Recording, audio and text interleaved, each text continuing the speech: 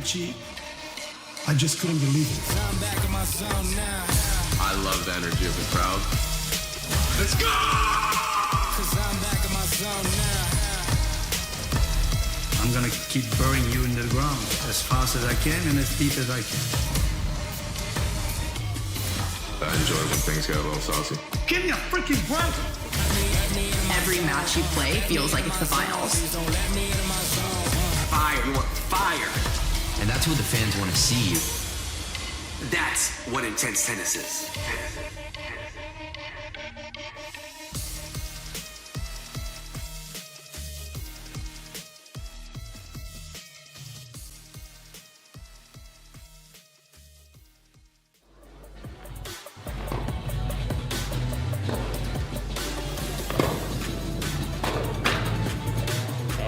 Welcome back to the Intense Tennis Arena, where the points are faster, the competition is stronger, and tennis takes a turn in a new direction with an all-new team-style format.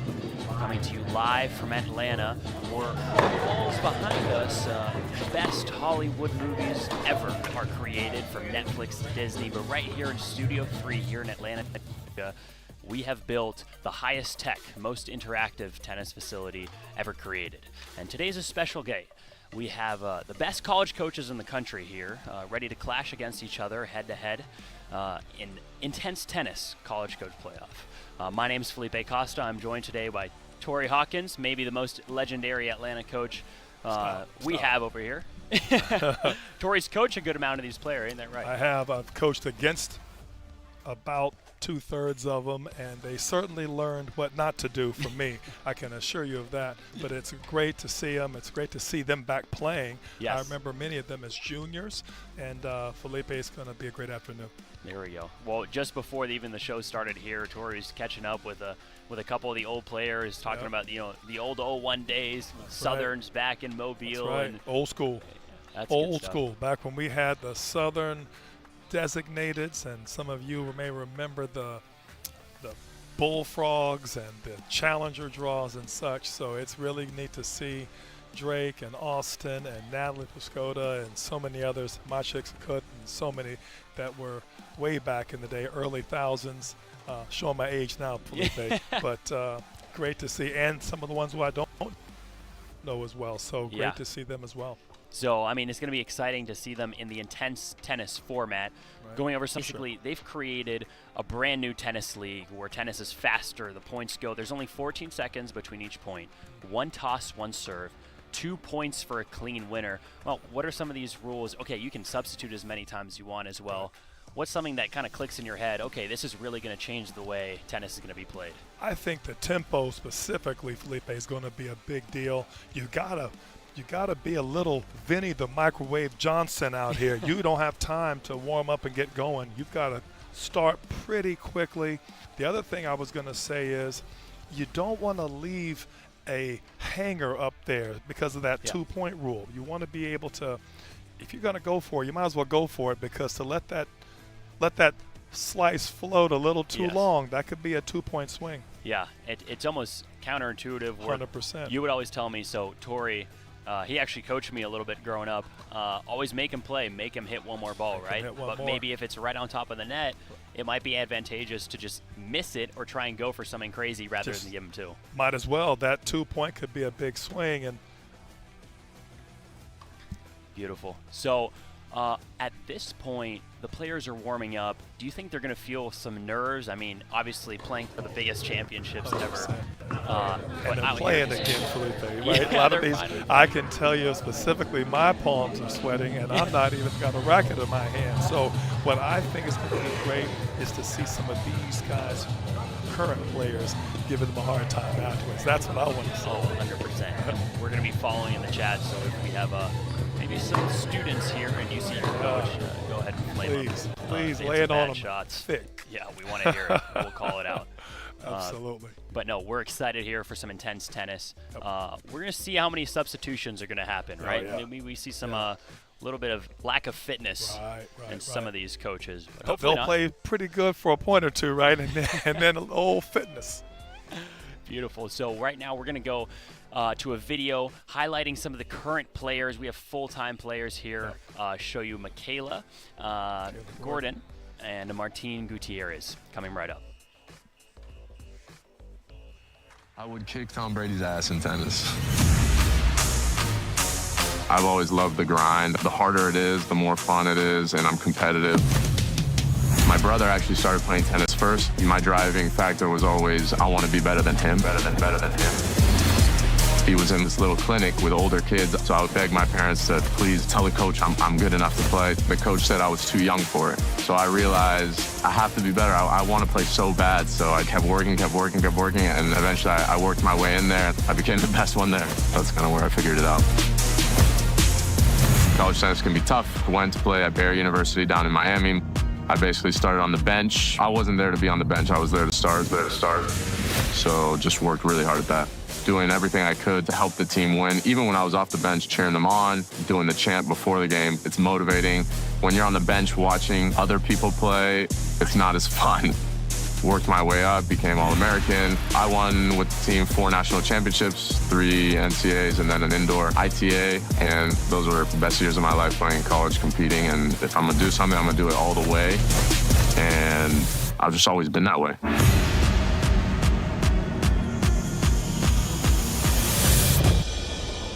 I feel like I just poured out my life story. I would absolutely say going to Stanford helped my tennis game. I would say that it helped me, honestly, with problem solving on the court, and it helped me mature as a person. I definitely notice now it translates to me just being a little bit more kind of steady as I'm playing. Tennis is one of those cool sports where you get to meet a lot of incredible people, and it definitely leads into other careers beyond the sport as well. After graduation, I spent 2 years working at a venture capital firm on Sand Hill Road, the Wall Street of Silicon Valley.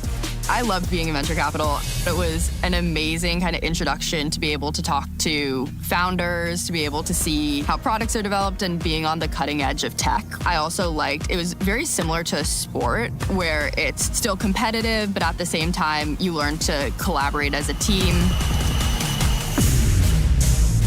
I actually still write a newsletter that's focused on venture capital right now called The Early. We have about 4,000 weekly readers on that newsletter. I thought I was going to continue with that career for the next 40 years of my life. I was on a great track, and I realized I will be doing this for decades after this. I felt this itch to play tennis, and it wasn't going away. Every time I would get out on the court, I'd be like, man, it would be so cool if I could just find the time to play every day.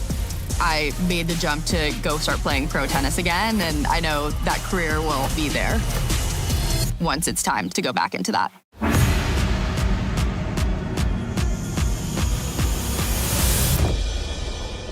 Amazing QR code right now on the screen. You see it right there. Take those phones out, scan that QR code, get yourself some merch. The holidays are coming in about 4 months or so. Also, you go online and get your merch at INTENNSE.com. Coaches go head-to-head. Make sure, ladies and gentlemen, that you follow us at all times on social media. That means if you can't be here, we got you. That's X, that's Facebook, that's also Instagram. So right now, scan and follow us. We were just talking about it beforehand, Felipe. The whole scene of college coaching has changed because you have so many former players now going into coaching. Yeah. Hats off to many current coaches back when I was playing and starting to coach these guys 20, 25 years ago that have mentored these young players turned coaches as their volunteer assistants and then as their assistant coach, and now you see them stepping into roles. Drake Bernstein's a great example there at Georgia, Austin Roebuck there at Tech. There are so many of them. Obviously, Natis Pluskota, who we're watching right here, who was at Tennessee, they continue to stay around the university. They got their coaching chops up under them, and now you see them leading their own programs all around the country, paying it forward with the next generation. No juice, just real. A lot of third Intense means more pace and more action, making matches absolutely relentless in only 90 minutes. Giving it a shot, right? That's right. Focus. We've got teams from Tampa, Jacksonville, and Atlanta, all with 6 players on the roster, 3 men and 3 women. because matches include men's and women's 1v1 in doubles, and we have mixed doubles, points accumulated across each, so everyone can choose. Extra coach. And to house all of this energy, enter the Intense Arena in Atlanta. With music and lights, quiet isn't really a thing here. You want to stand up and cheer? Pray it whenever you want, however loud you want. Today to see a lot of them up close and personal. Some of them have dusted off the rackets for a little while, right? So it's going to be maybe a shank or two, maybe a misfire, but you can see the passion and the skill starting to sharpen up as they get going. But more importantly, it's just a tribute to college tennis itself, and we're going to have a chance to watch the actual players themselves. Yeah, no, this is going to be an exciting part where maybe some of the students are going to see if, well, does coach actually implement what he teaches me? 100%, and be able to give it to coach and be done, right? Oh, yeah. No, I'm excited for them to get back on campus, and maybe the players are like, Coach, like you told me not to bail line exactly. every day. You went line every time. I know, it's going to be really fun stuff today. Here in the Intense Tennis Arena, my name is Felipe Costa, here joined with Tori Hawkins. College Tennis Day. Coaches go back and forth, back to back. The new rules, right? Let's talk a little bit about the one-serve rule. Normally in tennis, it's 25 seconds between points. We have to wait. Maybe we have a Novak Djokovic bouncing the ball 55 times, but now it's 14 seconds, boom, and you're done. It's just one serve. You get to see more points. I mean, what do you think about watching a faster pace of tennis here? Do you think more people are going to hit? A deciding point will be played if teams are tied at the final whistle of the final ball. The team with the highest aggregate score at the end of the final ball of the final match is declared the winning team that takes home the cash. Way too long. And so I appreciate not only is it a long time in between points and the points are short, I feel like when watching Intense, it's the exact. All right, now here's how Intense works as far as scoring. 1 point is a winning point. A clean winner is 2 points. All scoring is given to all game long. And after 9 votes, the most points wins. Today, the coaches as players, it takes a little getting used to. But I got to tell you, I love it. Now, what makes things here in Intense so different and unique? Well, here it is. 14 seconds to serve. You get amped up. I think it's a great tagline, and it doesn't disappoint. Yeah, no, 100%. I'm excited to see how these new rules are implemented, especially with these coaches that are used to. I mean, this is back in the day when we played actual 5 sets versus 2 games. That's right. And not just these tiebreakers at 12-all in the 5th. Right. But yeah, no, it's gonna be really fun stuff here. We have David Fox here from Arizona State's in here today. Yeah. So he's out UK. Yeah, that's right. UK legend there. He's out helping current ATP pro Murphy Casone. So him and Murphy actually they own the Only Forehands account on Instagram. How about that? Where they highlight some of the best drills and kind of tactics and tips, tricks, and neat little tools that you can use to improve your game. So he's out there with the Arizona State shirt. So myself here, I played a couple years over at the University of Georgia, and it's great to see Drake Bernstein over here. I've actually not seen him hit full speed before, and I saw him hitting today, and I was pretty impressed. I mean, the Georgia talent is flying through the roof right now. I'm excited to see what Drake's going to do, but another Georgia legend, Trent Bride, is actually one of the current Intense players. We have a video highlighting his involvement with Intense right here. TB. Tennis has a really funny way of humbling you.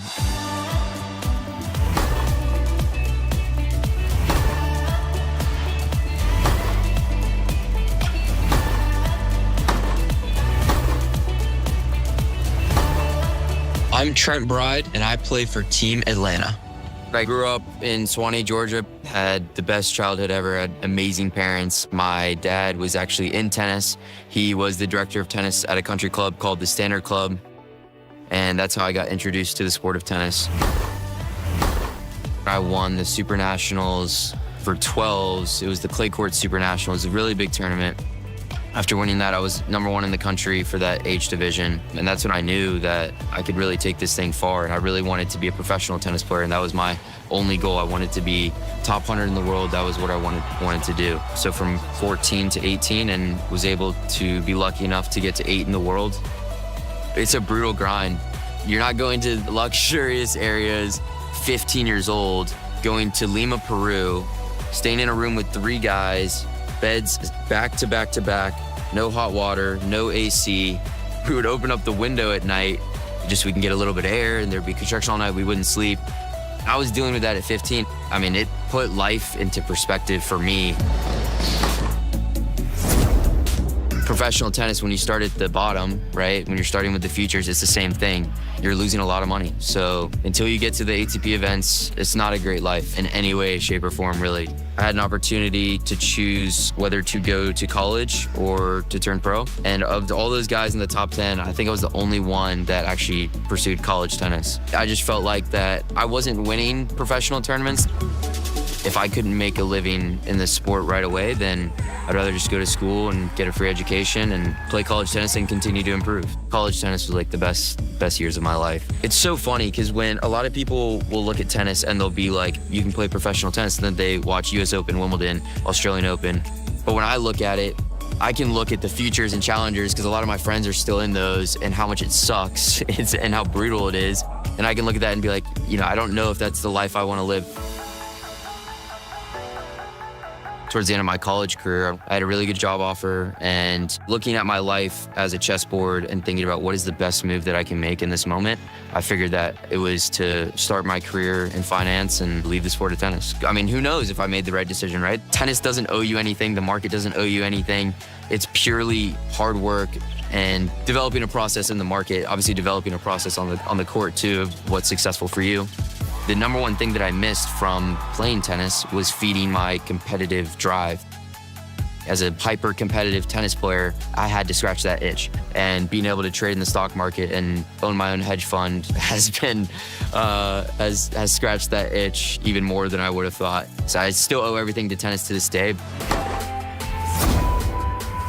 I put a lot of pressure on myself when I was playing because my identity was in tennis. I was Trent Bride, the tennis player, not really anything else. And now that I've kind of found my identity in something else, and now that I'm being able to play intense, I don't feel that pressure. I feel like, in a sense, in some ways, I'm even playing a little bit better at times, and I can play a little more free and look at my game a little more objectively than being more emotional. And obviously playing for a team, there's nothing that beats that. Being able to play for something bigger than you. And so being able to play for Team Atlanta is obviously something really special.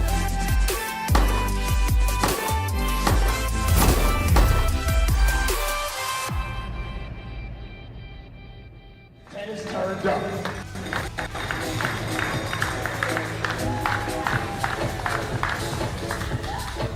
Trent Bride there, one of my personal best friends. I was actually a teammate with him for a year over again. All right, ladies and gentlemen, it's about 10 minutes left until we get ready to do what we do. One of my former juniors, one of my all-time favorite people, present company included, right? Great segment there on Trent Bride.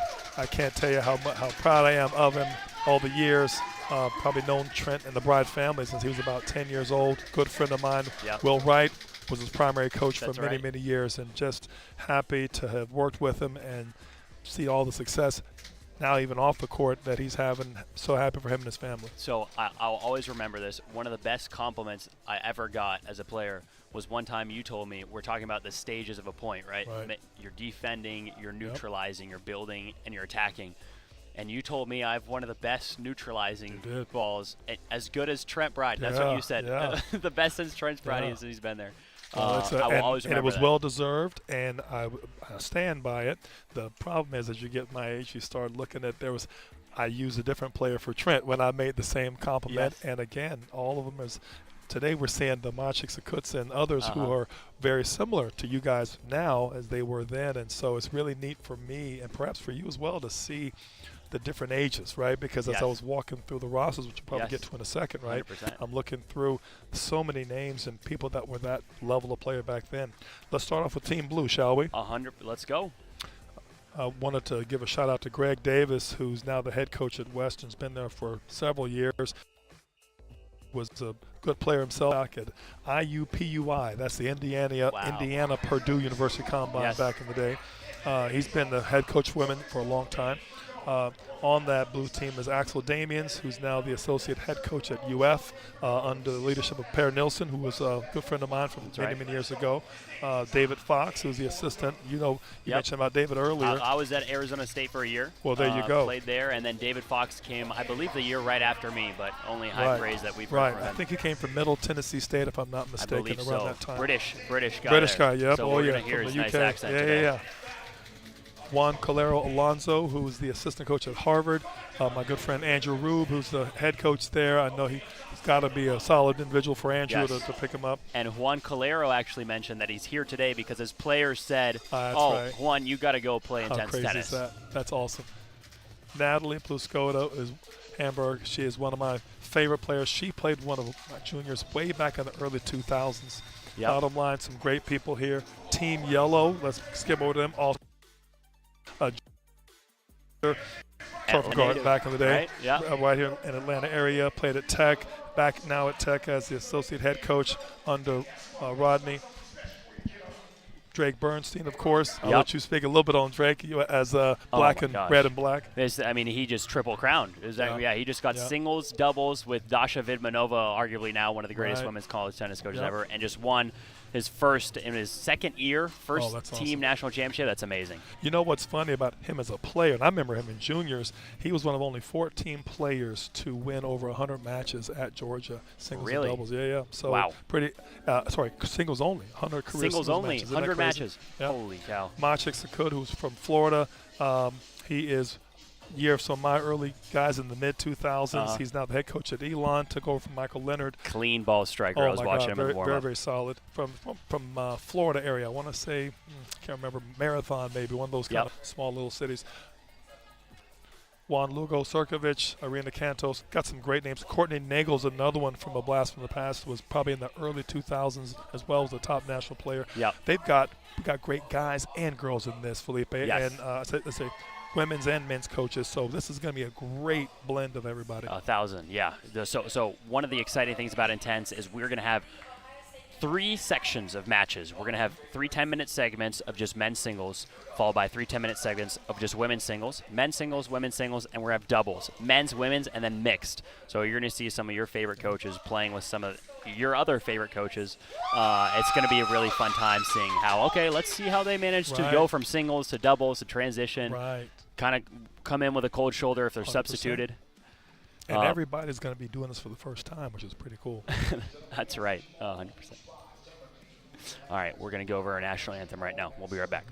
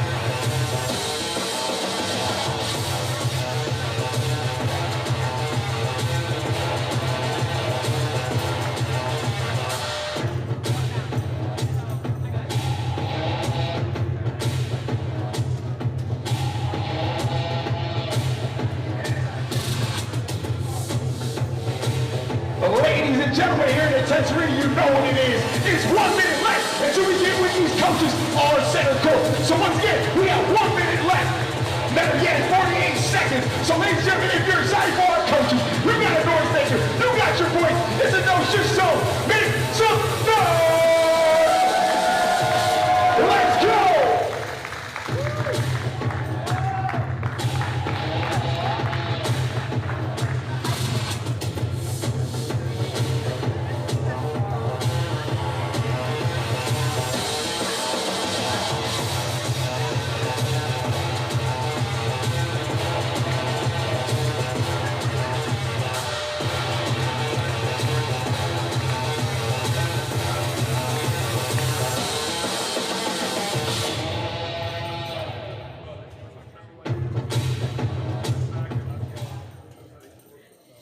The loudness and the energy.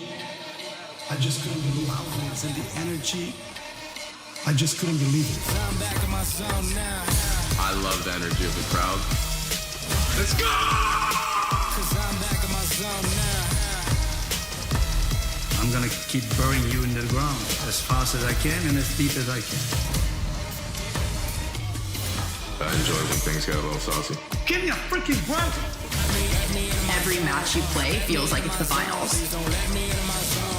Fire. You want fire. And that's what the fans want to see you. That's what intense tennis is.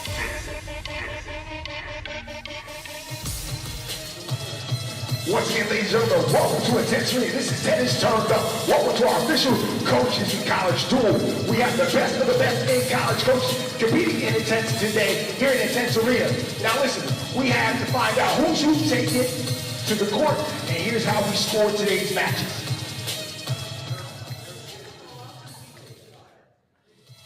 Hey, it's Trent from Team Atlanta. If you want to watch Intense, you gotta know the rules because it's different from the tennis you're used to. Let's go.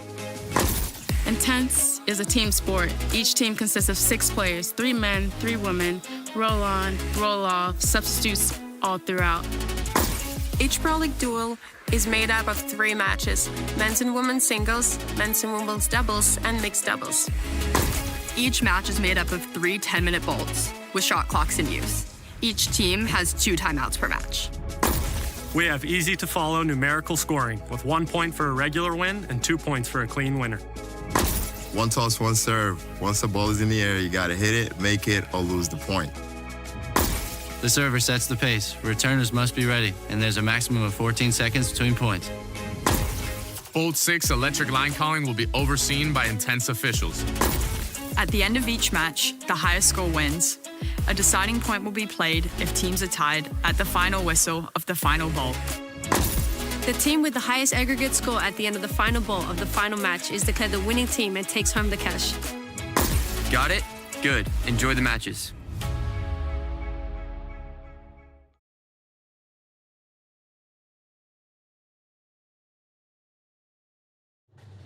All right, it's time now to go over our starting lineups for our Coaches Challenge. Now, every great coach needs a great coach themselves. So first up for the blue team is our coach from today. Coming from Western Kentucky University, he's a Hilltopper. Make some noise for Greg Davis. Now for our players. For the University of Florida, that's Gainesville. He's a Gator. It's Axel Damians. Next up, all the way from Arizona State University, that means it's Sun Devil Country. These are links for David Fox.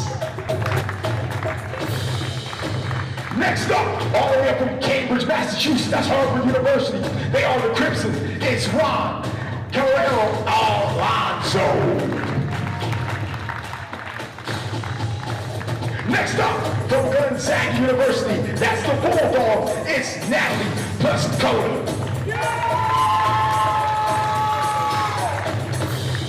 Next up, from the University of Maryland College Park, that's the Terrapins. Ladies and gentlemen, it's Bruce Seaborn. And finally, the last player for the blue team for today, all the way from Florida Gulf Coast University. They are the Eagles. Ladies and gentlemen, it's Courtney Vernon. How about a nice round of applause for our blue squad?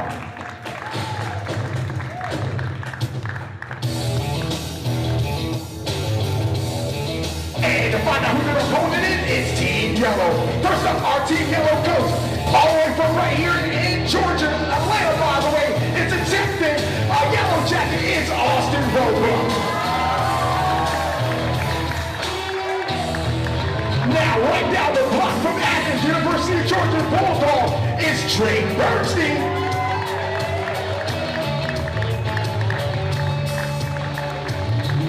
All the way up north from Elon University, that's the Phoenix. It's my check, Siku.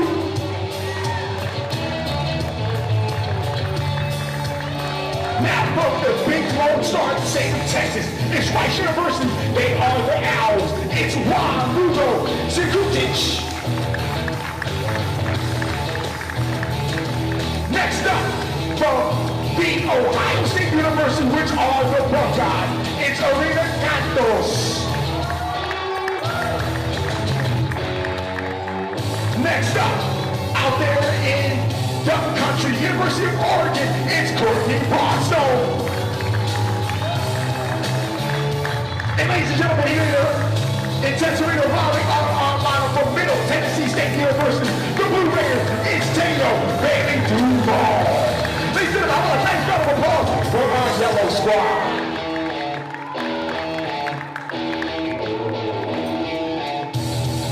Now, ladies and gentlemen, you know our Blue Squad, you know our Yellow Squad. It's almost that time. It's almost game time. Ladies and gentlemen, make some noise!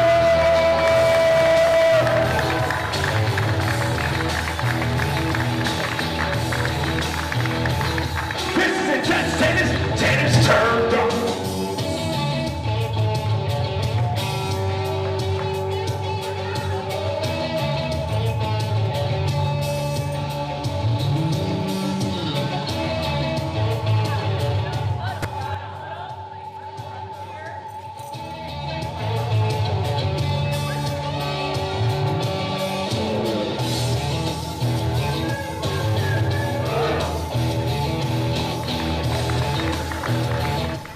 So we're here, Intense Tennis. We have a college coach clash going up out here. Oh, they're doing a huddle here. Oh, look at in the this. middle of the court. Oh my God, they're fully embracing the college atmosphere. Love here. it. Wow, this is going to be high level stuff. I'm kind of getting a favorite team already. Already. Team Yellow over here. You know that's probably the dog in Drake. Drake's really bringing that Georgia frat boy finesse attitude. 100%. They got their cowbell on the court. Oh, this is going to be rowdier than I expected. Coin toss right here.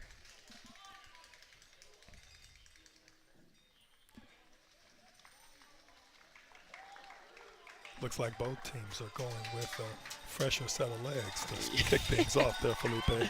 I'm liking the age selections 100%. for the initial players. We are off for the first bolt here at Intense Tennis. Reminder, 14 seconds between points, one toss, one serve. Here we go. There it is. That's what happens. You come in with a cold shoulder. Didn't do your bands. How quick Juan Calero kicks off.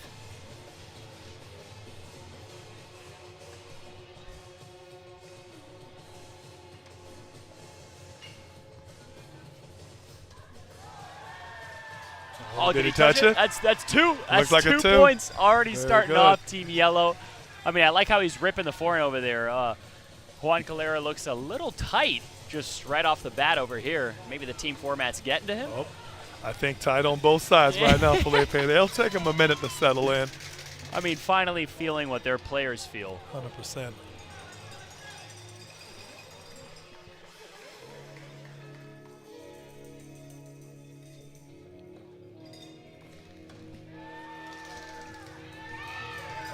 On the board. Always good to get that serve in and get a freebie. And the benches are going crazy here. That's amazing. Anything, any point, that's all you need to see. Won't take these guys long. Yep, there you go. There you go. Implementing what he preaches there, staying consistent, already cracking a smile. Team Yellow. Sneaking in with a little volley action. There's that 1974 type tennis. That's right. Although he's a he lot looks my younger than age. 19. Exactly. He's a little closer to you than to me.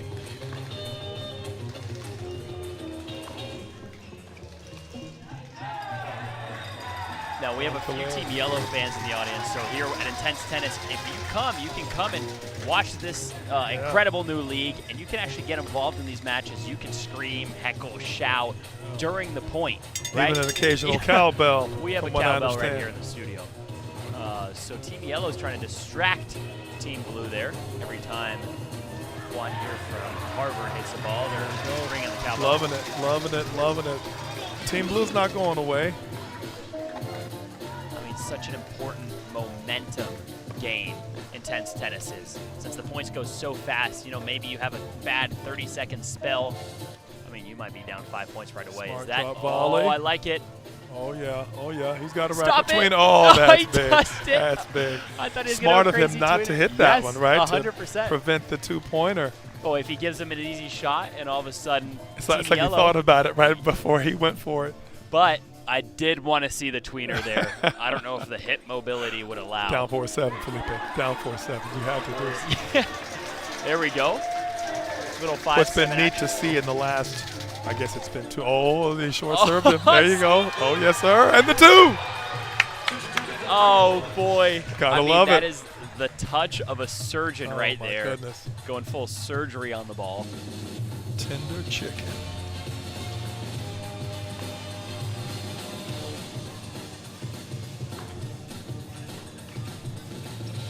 Both players are still finding the weaknesses, the soft spots. It's great to Asking for a see. Oh, and we got our first substitution. Let's go. Is this David? David Fox Yep, in ASU. from Arizona State Yeah, there. Sun Devil. Oh, there you go. I'm telling you, that's what's going to be the hardest thing for them to get going, to me, is, again, microwave. You ain't got long. You ain't got long at all to get warm. 30 seconds and you're cooked. Or you better be. Getting the hang of it. Got a little forehand himself right there. I just a love it. I sneaky love little it. He's touch. already. He went from a shank in the corner to a forehand drill about 98 miles an hour. That's what I'm talking about. That's what it's going to take. That's what you love to see. Oh yeah, now And he's David Fox don't rush repping it, the don't rush bandana. it. You got it, David. Taking what? 5 seconds between the point? 4 hit seconds. that. Oh yeah, it's going to be easy to overcook a few of those. This is going to be a fun. It's going to be a fun afternoon. David Fox helps run the Only Forehands Instagram account, but if he keeps hitting forehands like that, he might have to change the name. Give me more backhands, because I can't trust that forehand. Drill the first one. Just got a little greedy on that one. Silky, See what I'm sexy saying? touch. Come See what on. I'm Yeah, saying? fist bump. Come on. There it is. There it is. Going nuts there, that Sun Devil attitude. That's right. Bringing the heat, bringing that Arizona sun. I think the English say putting a spanner in the works right there. Yeah, he for sure had his Earl Grey this morning for as an sure. extra prep in his step. Nasty slice. I haven't seen a player from England without a backhand slice. It's almost like they don't let them come out of the country without one. It's actually your visa into the 100%. United States. Oh, we have Drake Bernstein here, little Georgia Oh, about to accent. say I was wondering when they were going to have a little substitution. Oh boy, I think we're going to see some good things we'll here. I see mean, a he's little confident, craftiness for fresh sure. off of a national championship here. Yes, sir. Drake Bernstein. They're going heavy deep, of course. They're Well, going these are my heavy two deep. schools. There you go. Right, so I played a ASU year and in Arizona UGA. State. That's right. Are and, you torn right now? A little torn, but I have to say I'm a Bulldog at heart. My dog's name is Georgia. Oh, there you go. You probably got a cat named Son or something. Tempe. Yes, Tempe. Lived in Tempe for a while. Yep.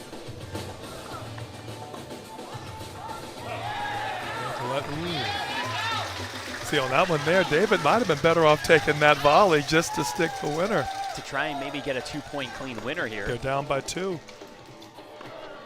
What's been pretty cool to see, and both subs have done it even faster than our starters. They're starting to get that feel going a little earlier. Yeah. It took them about 30 seconds, took our first two about a minute and some change to really get going, and now Looks like they've been playing for the last hour. Look at here. Ooh, wow. Drake almost had that one. I mean, they're liking David Fox here. He's David had to lay out on that one a little bit. Yeah. Oh, yeah. Oh, too many margaritas here. Yeah, just have one or two. Drake maybe partying in Ibiza with Alcaraz post national championship. Looking a little slow. Hey, but got right back to him, though. David's helped him out. Here's Mashik right here. Mashik, one of the cleanest ball strikers I've seen today. Check this out.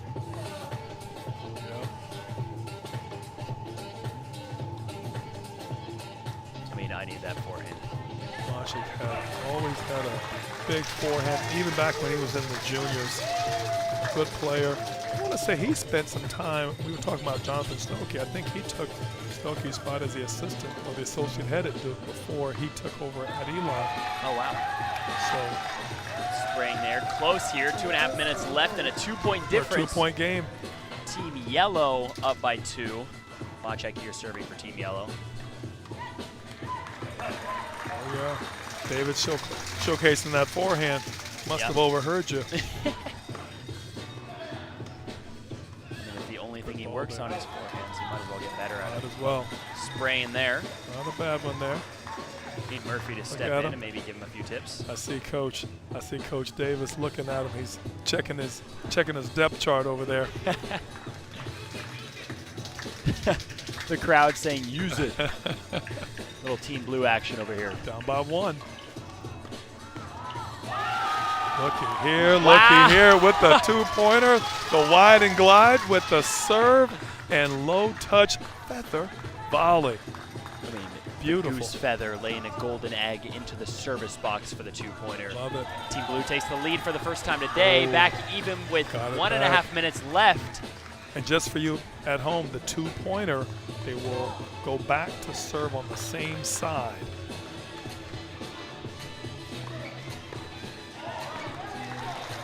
Had it. Now that I love it, and we're back in. Mashik said not across. Today. Slight delay there. That's right. I believe it was ball kids in the way. I believe. Yeah. She's too cute. You got to give her at least 3 seconds to get off the court. I mean, that is the but most adorable But ball I kid respect it. I respect the little gamesmanship there.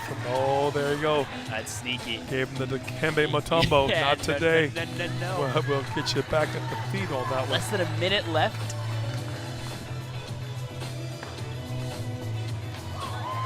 Touch it. Good touch. Very smart. Very good touch. I thought he was going to rush the serve there. Love that. Amigo is. Team Yellow needs this point here. 30 seconds left, down by 1. Forward. Yeah, a little bit back. Just out. What does Bolt 6 say? Bolt 6 electric line calling calls it in. Oh, that's crazy. That's a gift. I like it. Oh, can he get the 2-pointer here? Oh, yes. Stop and he had it right there. Undercooked it. Oh. I mean, if you're a student here watching your coach hit an atrocious drop shot like that, please hit us up in the chat. I mean, blame him.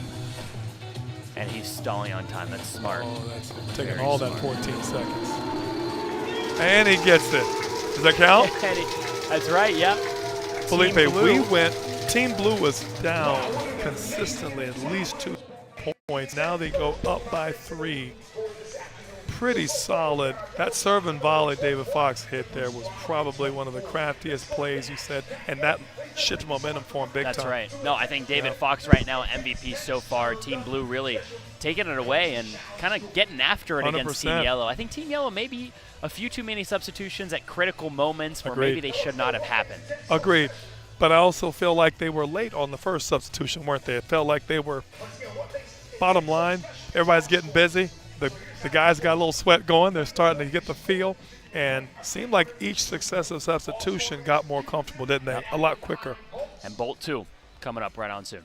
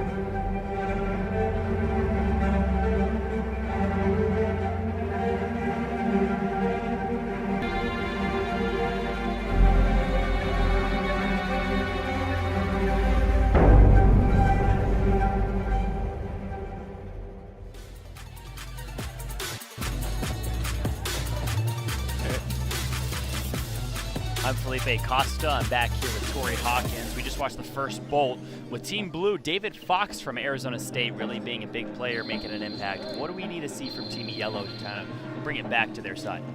I think David had the right idea by going for some bigger forehands, sneaking in a few serving volleys. I think that he did a nice job of establishing taking some early risks. I think Team Yellow needs to follow suit. I also feel like they did pretty good for the first half of that bolt, just didn't get aggressive enough toward the end. Yeah. I look forward to Team Yellow getting a little more, taking a few more risks on the forehand, and maybe throwing in a couple more of those cheap serves when the other player isn't ready to get a old server's pace. Full server's pace here at Intense. Get a little extra love when the ball's in your hand. I mean, I like the David Fox strat. He kind of like slows it down a lot. And then he speeds it up. And then all out of the blue, let's go bazooka. Yeah. Case in point, complete change of pace on everything. Probably grew up playing on some of the green stuff, so this is probably easy for him. It's fine. This guy's mowing lawns out here. There we go. I mean, I'm going to be curious to see if any substitutions are made with Team Yellow here. Right.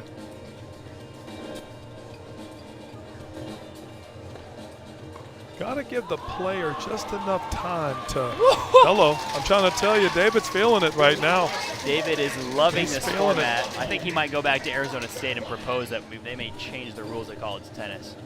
But even on that play, Felipe, you saw early he stepped inside the court. That was not a last-minute decision. He was inside further than Iga Swiatek on that one.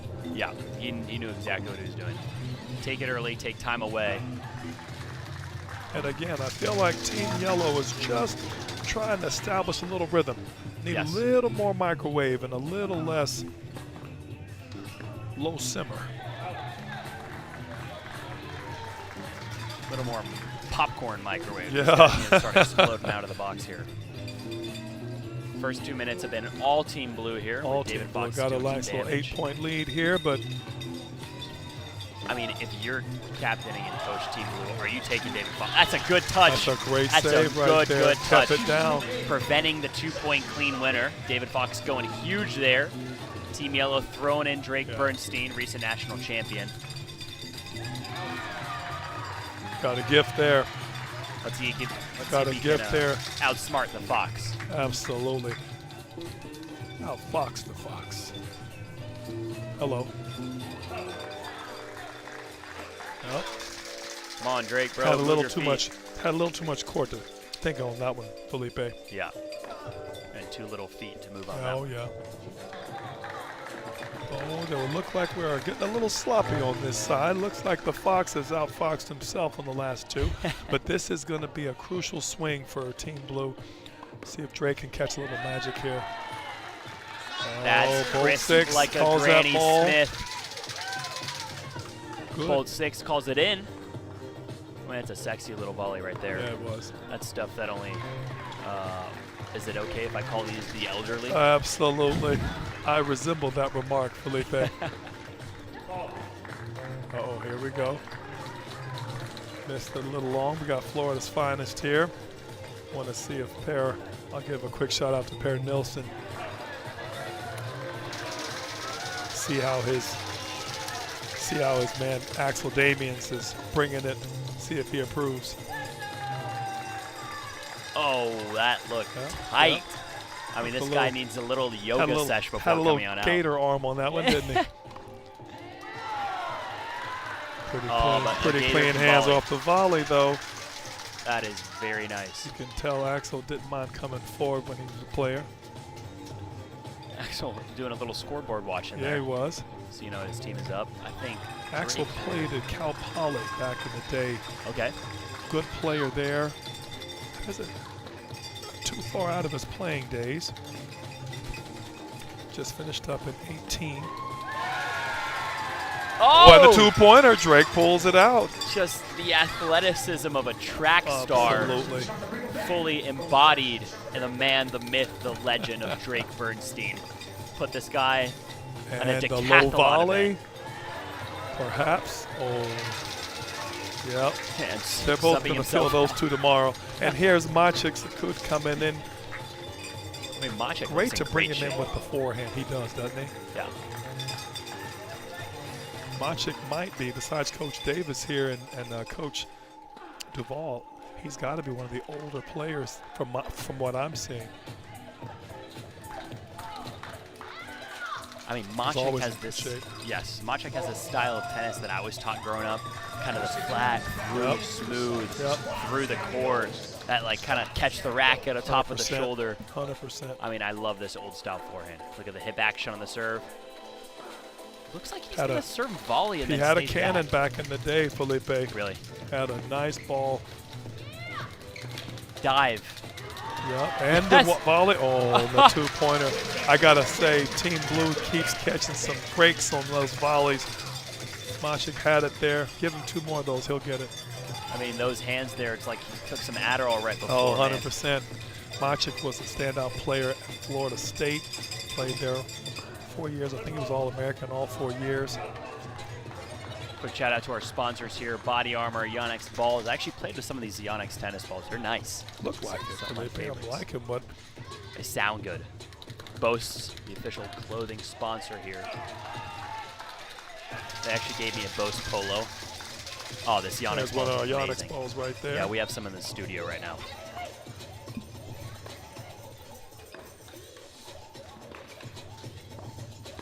Go for it. Oh! That's a nice pickup. That's a nice pickup there, Axel. I could cue up a little Axel Foley action from old school Beverly Hills Cop.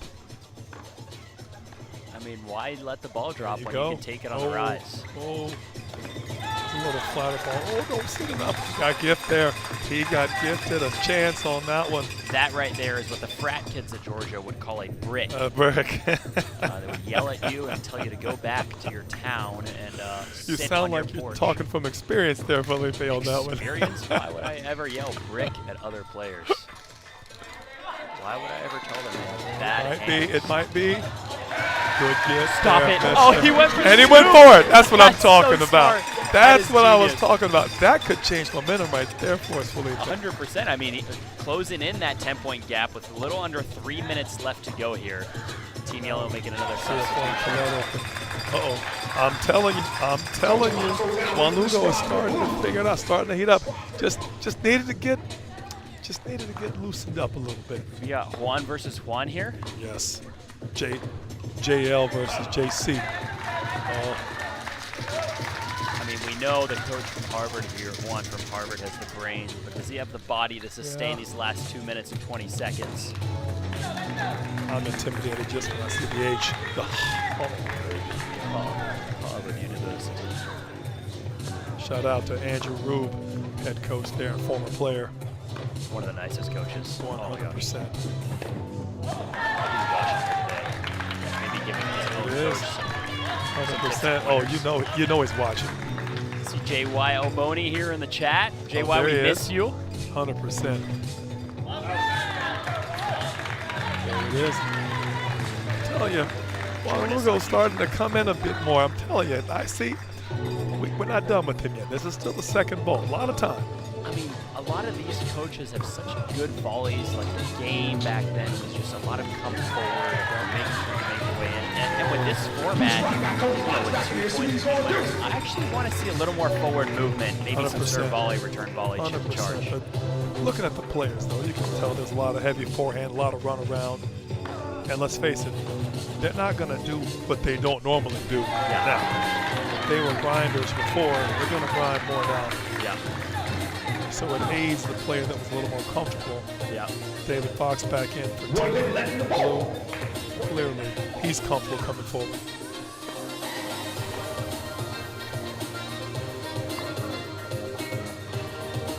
Take it. 1 minute left, Keep 3 feeling point like difference. you keep feeling like they're just waiting a little bit. Give Team Yellow credit. They chipped away at that 8-point lead. Yeah. Oh, that's a little bit wide. One of the best points of the day so far, just teeing off from side to side. Alcaraz and Sinner. Yes, sir. Resemblance over here. I mean, I think down. he needs to pick up the pace here, huh? Yeah, he does. Maybe he's playing for that 1 point.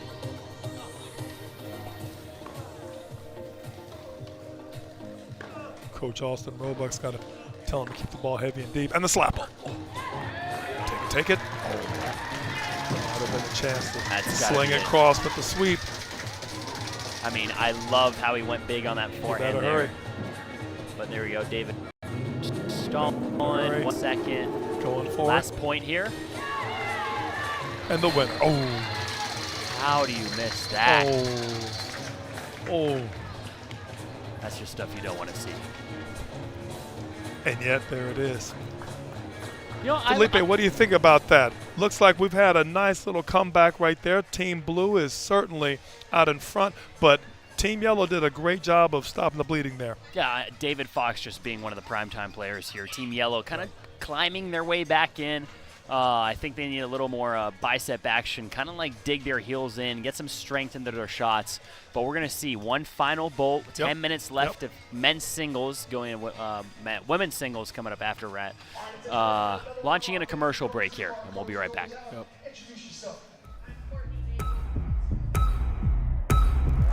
Tennis is alive. Don't believe the headlines. Because the inaugural season of Intense is here, and it's loud, fast, and electric as Intense is pro tennis sped up for a new generation of fans with attention spans that aren't exactly what they used to be. Let's go. A 14-second serve clock, no waiting for your opponent to be ready, serve till you lose a point, and scoring features normal counting. No love, no deuce, just real numbers. Intense means more pace and more action, making matches absolutely relentless. In only 90 minutes, that's all. Stick together, guys. Stick together. All right, focus. We've got teams from Tampa, Jacksonville, and Atlanta, all with 6 players on their roster, 3 men and 3 women. Because matches include men's and women's 1v1 in doubles, and we have mixed doubles. Points accumulate across each, so everyone contributes. And to house all of this energy, enter the Intense Arena in Atlanta. With music and lights, quiet isn't really a thing here. You want to stand up and cheer? Bring it whenever you want, however loud you want. Because if players and coaches are going to hit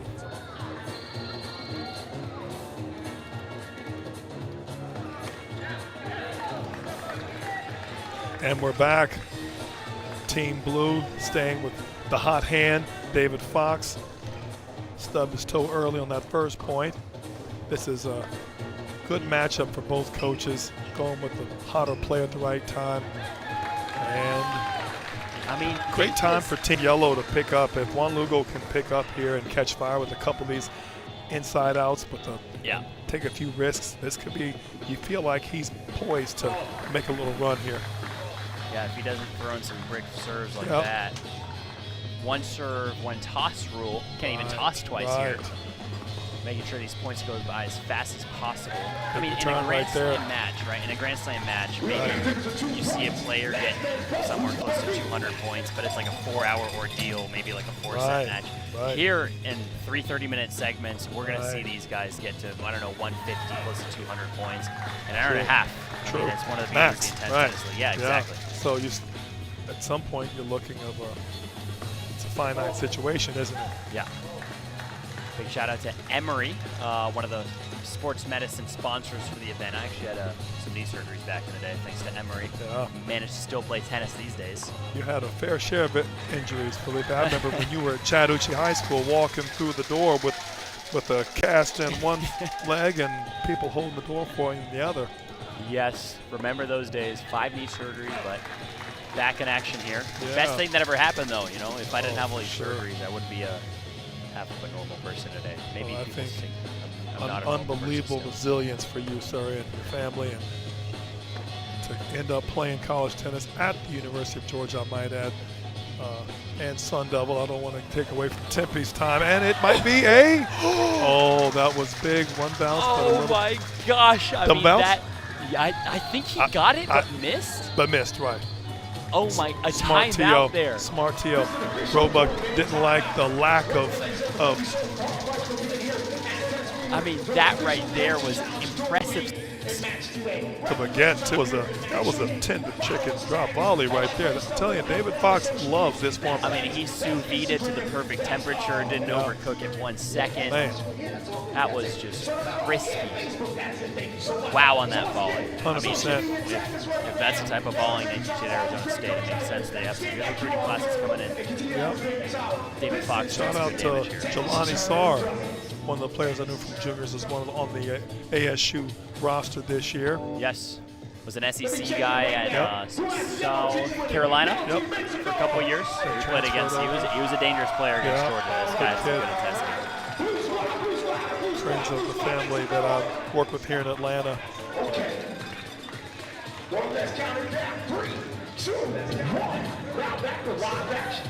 Great format here. Oh, you had to know it was coming. And you can hear Bolt 6 making that electric line call. Uh-oh. Starting a little bit here. Starting a little early there, David Fox did. I mean, the cool thing about this stadium is everyone in the house has a VIP seat, 100%. right? If we get a chance, we'll get the QR code here. You can get your tickets. Come and watch Intense Tennis. Crowd goes nuts here. You can. Drake will get there. Wow, speed of Drake Bernstein. Didn't know he had those fresh legs still. Yep, he still got them. A lot of running back and forth from bar to bar in downtown Athens. Those 2-pointers are going to continue to add up, Felipe. Extra aggressive here from David And Fox. that's a smart pass because you don't want to let David get one more drop volley on you. Yeah. He has single-handedly pulled a Steph Curry on this one and continues to pull the lead with those 2-pointers. Hopefully that's a sign of a breakdown, just an absolutely or maybe just a little fatigue, right? Yep. But to me, it looks like he still has the ability, unlike our current trio of players for Team Yellow, he's missing more than they're attempting. So when you're in that situation, you got to think, at least for this match, these 3 bolts, he's been very good at maximizing his opportunities. Yeah. And a quick sub out there, David Fox. You know what it is? It's probably the bandana. Is that what it is? The bandana is that what for it is? sure. That's the giving secret him power? special powers of the tennis fairy. Sprinkling her fairy dust. You might need to onto her just racket. lay that on Axel, because Axel's first few points are always just a little bit. Uh-oh. Speaking of, right on cue. Axel. Have to talk to head coach Parrot Nilsson on that one. Possible concussion out in the stands. Yeah, exactly. The ball did not touch the court. Glad that player section in the 2-pointer. Drake Bernstein. There it is. Drake Bernstein kind of pulling up a little Manny Diaz action. Manny Diaz was retired last year. Coming forward, being aggressive. Send it tennis. And a little long. I like Austin's choices here to give these guys a little bit of a blow. I think he likes all 3 of them in different spurts. Yeah, I mean, three strong and different players. Yeah. Drake really kind of the touch in the hands of the finesse. Right. Juan Lugo being able to grind a bit better with the wheels. And Maciek is such a clean and ball Maciek is your striker. There it is. I mean, if you're watching at home, watch how simple Maciek's strokes are. Clean strokes. 1, 2, back, forward. Beautiful rhythm. Everything seems quiet, right? That's something you teach me back in the day, is to try and stay smooth, and you want to have your focus. There it is. Oh, and the underhand serve. Give me that, Michael Chang. All right. A little confusion here with the ref. I didn't follow. All right. I think they're going down by 3 right here. Another substitution. Maciek was playing great. I thought so. Well, maybe it was a technicality. Maybe it had to come out. I thought it was funny. Drake comes in, wins a few points. It's a great shot, and just subs himself out. Yep. I mean, this guy has national championships under his belt. He knows. And the bolt. Bolt 6 and calls it Calero. out. Just wide there. Just a little wide. That's exactly what you need to see. We're here in the studio. I don't know what camera's 2 zooming points in here on us. 2 points, Felipe, from a. Oh. But yeah, Team Yellow kind of climbing back in. I think David Fox's lack of energy is being felt right now, isn't it? Yes. Yeah, I agree. That's a huge and a 2-pointer with the ace. You do not see aces very much in the Intense Tennis League. That one toss, one serve rule leads to just more You know, it's longer points, more efficient serving, trying to make as many serves as possible. Oh, ace backed up with a double fault. That's at least a +1. Exactly. But that one could have dividends in doubles later, couldn't it? And the mixed. For sure. Getting that serve corner, getting that kick out wide, warmed up.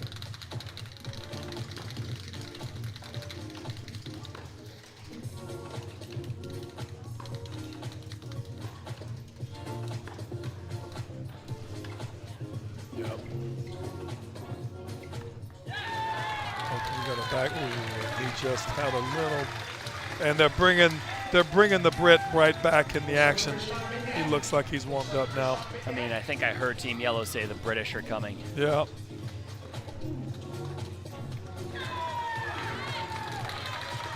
But Team America, still July, still celebrating Independence Day, coming on through, beating the Brits.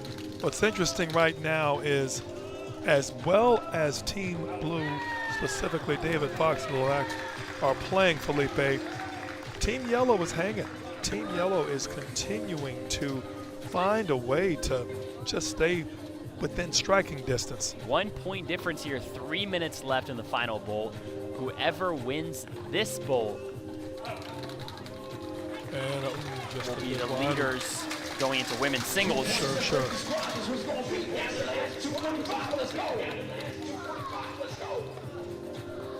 2 minutes, 45 seconds left. Up 3. Team Yellow really needs to be consistent here. Timeout from Team Yellow. 100%. This is the Smart time timeout. they really got to just dial it in. Great time to bring Drake back in.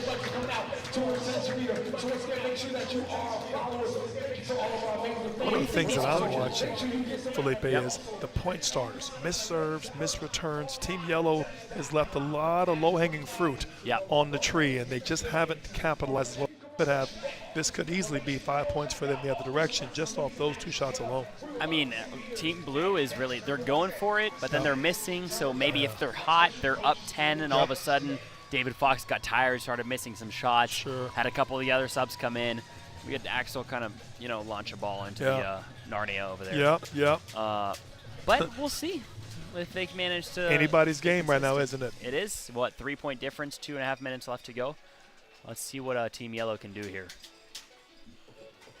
I think Fox has shown all of the guys so far the benefit of taking a few well-designed chances. Perhaps a few too many bailout drop shots, but you can tell he's getting a little tired. However, good tennis and really taking advantage of the format. I mean, let's say it's a 50-50 thing, right? Okay, you go for it. Half the time you make it, half the time you miss. Be advantageous given this scoring style. 100%. You get a winner, you get 2 points. You get a winner, 1. Because it takes a certain profile, doesn't it, Felipe? I feel like Juan Lugo is still coming in, hitting the ball a little bit, trying to find his rhythm, trying to wear the guy down a bit. And for this format, with the score being what it is in the rules, it's better off to take a few chances. To your point, he's probably had the lion's share of the 2-pointers on his team, and he's probably taken twice as many as Team Yellow's taken in total. Yep. Good ball to sneak. Oh, and you know he's coming in. And the two-pointer, the sneaky peek right there. I mean, he's flying across the net like a bald eagle. That's it. This guy's flapping his wings to freedom. 1 point game. 1 point game, 3 seconds to serve. He is a Rice Owl, so the flapping of the wings is certainly, and Thought he's going to throw in a wise shot there like a wise owl. Yeah. How much of this here you think David Fox is stalling, knowing he has the lead? Going to stay consistent? Nope, he's going to go for it. Big forehand right there. I mean, David Fox is coming clutch. I'm trying to tell you, David has figured out the format. Now that might be a bit of stalling right there. 1 second to serve. Little drop volley action. I don't know if I like that play. What happened here? Oh, 2-pointer. Complaining here from Team Blue. I'm going to speak with the official referee. Official looks like they are. Ref review right here. Oh, they called a timeout. Is that right? Oh, that's I think they called the timeout after the drop shot get. Interesting here. Okay, referee's coming on court. Interesting. What Consulting happens here? Consulting the founders of the league over here in the studio. Maybe a problem we haven't seen before.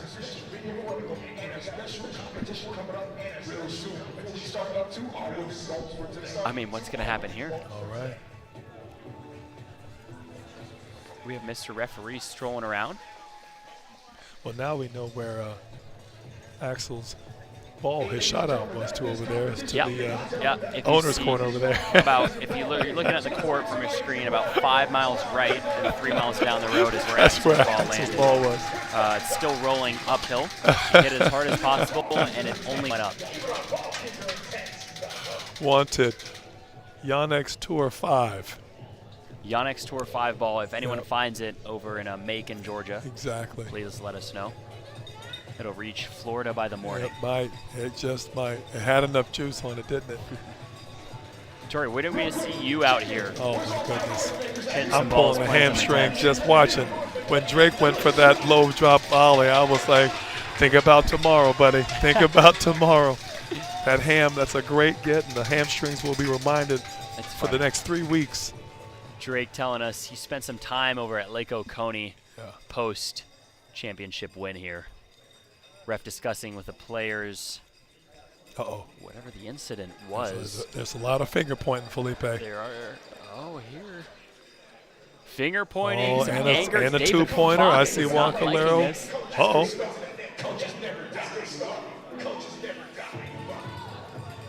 And I like how Austin has his players getting off the net like, hey, take the 2 points and go. Yeah. I mean, it's just like college tennis, right? Right. Ref's already made a decision. Go. Let's see. Off to the sideline. Sir, 42 seconds. We have fans booing in the stands here. I think they gave Team Yellow 2 points. Is that right? Oh, it was a two-pointer. I think there was a discussion on the timeout of when it was called. Yes. And I think, but Juan Calero got there. That was a two-pointer for sure. Yep. 1 minute left. Can Team Yellow close it out? 2-point difference to get the lead. No, I mean, that's not what you want to see. Drake Bernstein knowing he has to play fast. Might be a little karma right there. Stalling. Oh, look at him. He's a vet. Oh, boy.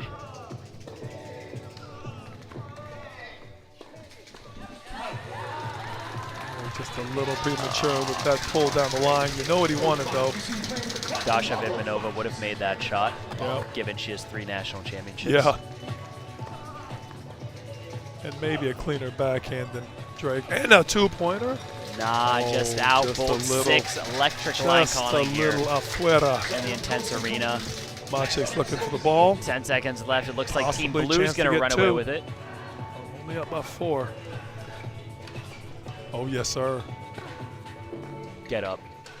And, and a 2. And a 2. Yelling for the ball there. That was great. That I mean, imagine he could have maybe rained down an ace and tied it there.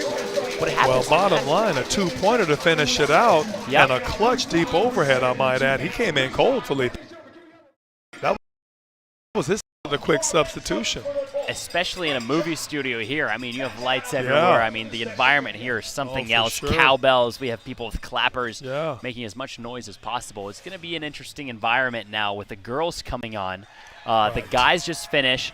Team Blue up 2, which means, okay, would you say the girls feel the momentum, or is it a deadlock tight race right now? In my opinion, I think the girls are going to have to go through that microwave experience we talked about very quickly. Popping like popcorn. It's going to be like, who can get warm the fastest. I felt David Fox did a great job of coming in, establishing some risks, found that balance between coming forward, getting a few drop volleys, hitting that big forehand, and I really feel like he put Team Blue on his shoulders. I also feel like took Team Yellow a little too long, even though they had the lead for the first part of the first bolt. They never really did assert themselves, perhaps a little bit better in the end of that third bolt, but not enough, perhaps, perhaps not a little too conservative in the second bolt to make any headway. Now, anything you saw exciting from their specific game styles that may translate well coming up after women's singles? We have doubles where men's, women's, and then mixed doubles is going to come in.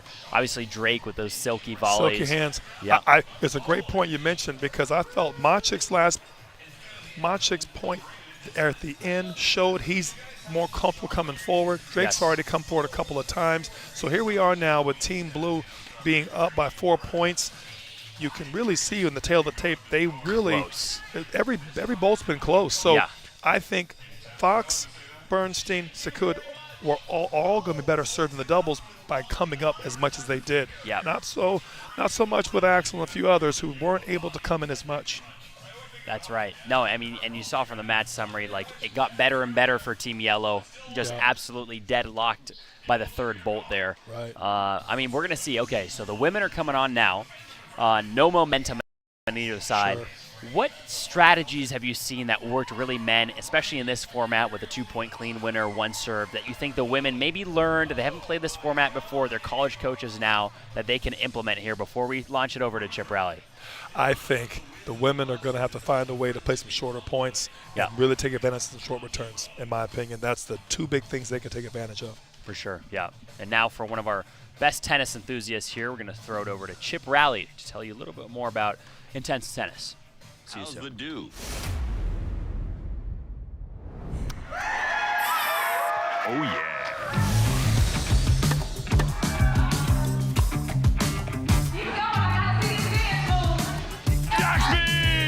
Chip Rally, professional hotshot.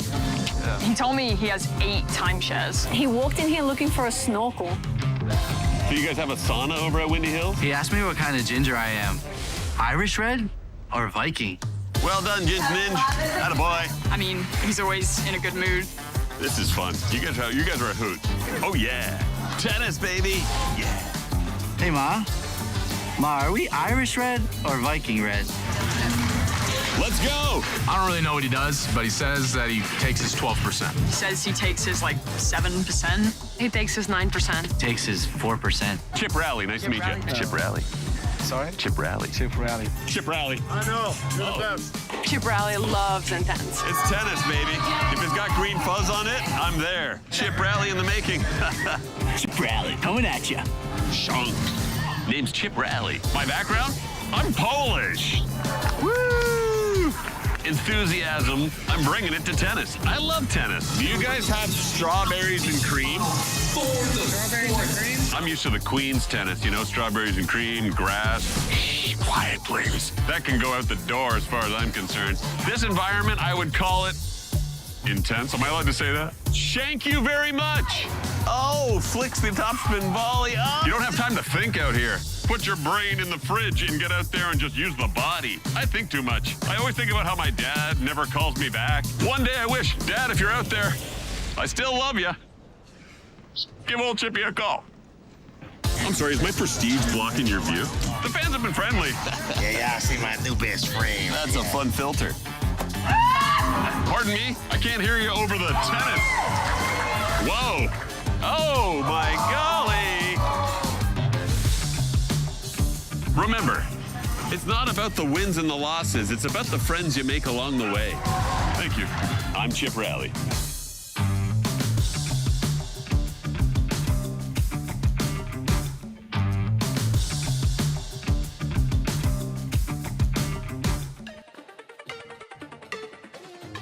Let's get at the conclusion of both one our men's singles. Our yellow squad came in with 70, and our blue squad came in with 72. As we get ready with a minute left to get ready for our women's first ball.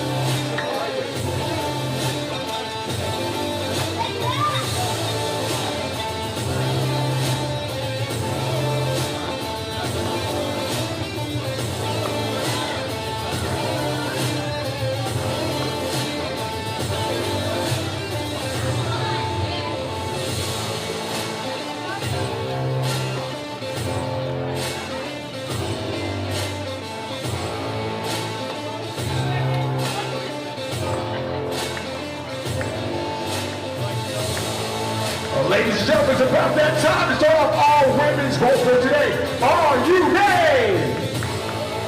Once again, are you ready? Make some noise! Let's go! It's time now for our coin toss.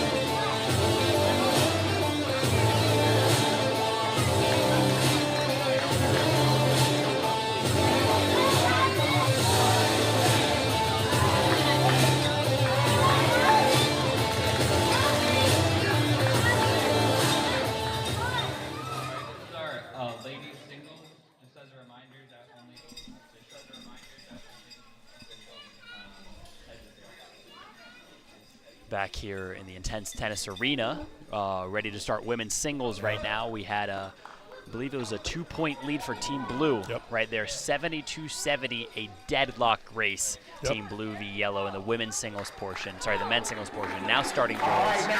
Women's starting now, 10-minute period here. Bolt 1, starting right up. Looks like Felipe, we're Team Yellow starting off with Irina Cantos-Seamers, standout of Ohio State. She reached number 4 in NCAA ITA rankings at one point, going up against Ruth Seaborn from Maryland.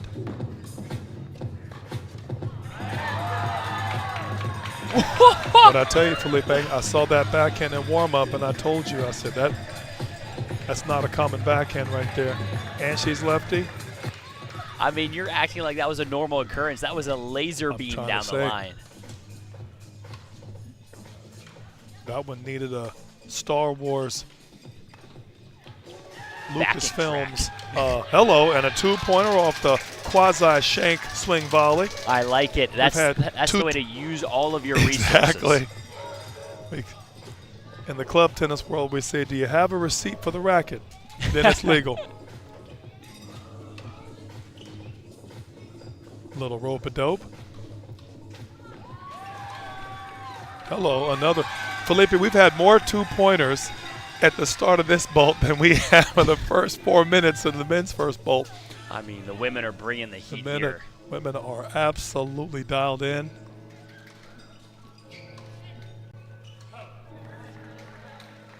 I did think it would take them a little longer to warm up, and I have to tell you, it looks like they're both not showing many nerves here, at least not early on.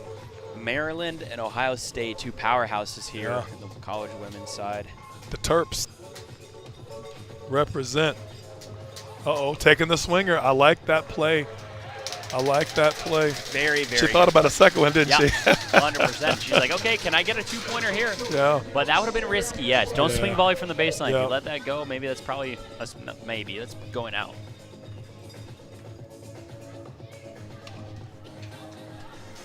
We take those. Yep. Again, that seems to be a recurrent theme. I think it's just the one serve, right? Yeah. I think both teams, men especially, the men took them a while to get used to that, especially Team Yellow. That was the one thing I felt like the quality of point was actually pretty good. Yeah. The point starters. You know, that's that momentum. That's that changing or adjusting to the format. I mean, this is the type of tennis Chip Rally would love to watch. Of course. Winners, 2-pointers all around coming in. Yep. We got some intensity over here. Yep. Team Blue with the headband bringing the heat. Uh-oh. Fox probably told them all that's the secret sauce. Yes. The headband. Sauce. That Chick-fil-A sauce. Chick-fil-A dipping sauce. Do you have a favorite Chick-fil-A sauce? Oh, is there anything better than the honey roasted barbecue? Oh my! I mean, I knew we were a duo. Meant for the commentary box. That stuff is so good. I mean, is there another one? I don't know if I would get anything else. Sometimes I'll get the regular Chick-fil-A sauce, but the honey roasted barbecue is a joke. Yeah. Oh, another chance. Oh, had a chance there. Had a chance. Who do you think will be the first substitution? Looks like Coach Austin Roebuck is teeing up Teo, and looks like Coach Davis is teeing up Natalie Pluskota Hamburg over here. Teo has the racket in her hand there. Oh, yes, for she Team does. Blue. Looks like she's ready to go. Crafty Middle lefty. Tennessee over there. Blue on blue on blue. Yep. Uh-oh. Yep. I like it because, I mean, you have to go for the 2-pointers to try and get ahead. And after that backhand, Ruth says, you won't see another one. You will not see one more of those. I know which one you like. I think she forgot serve to that backhand. Play her like a right-hander. Love that angle there.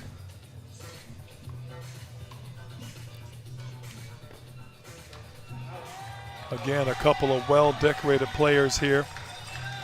Arena was one of the all-time leaders in singles and doubles at Ohio State. Wow. Very highly decorated.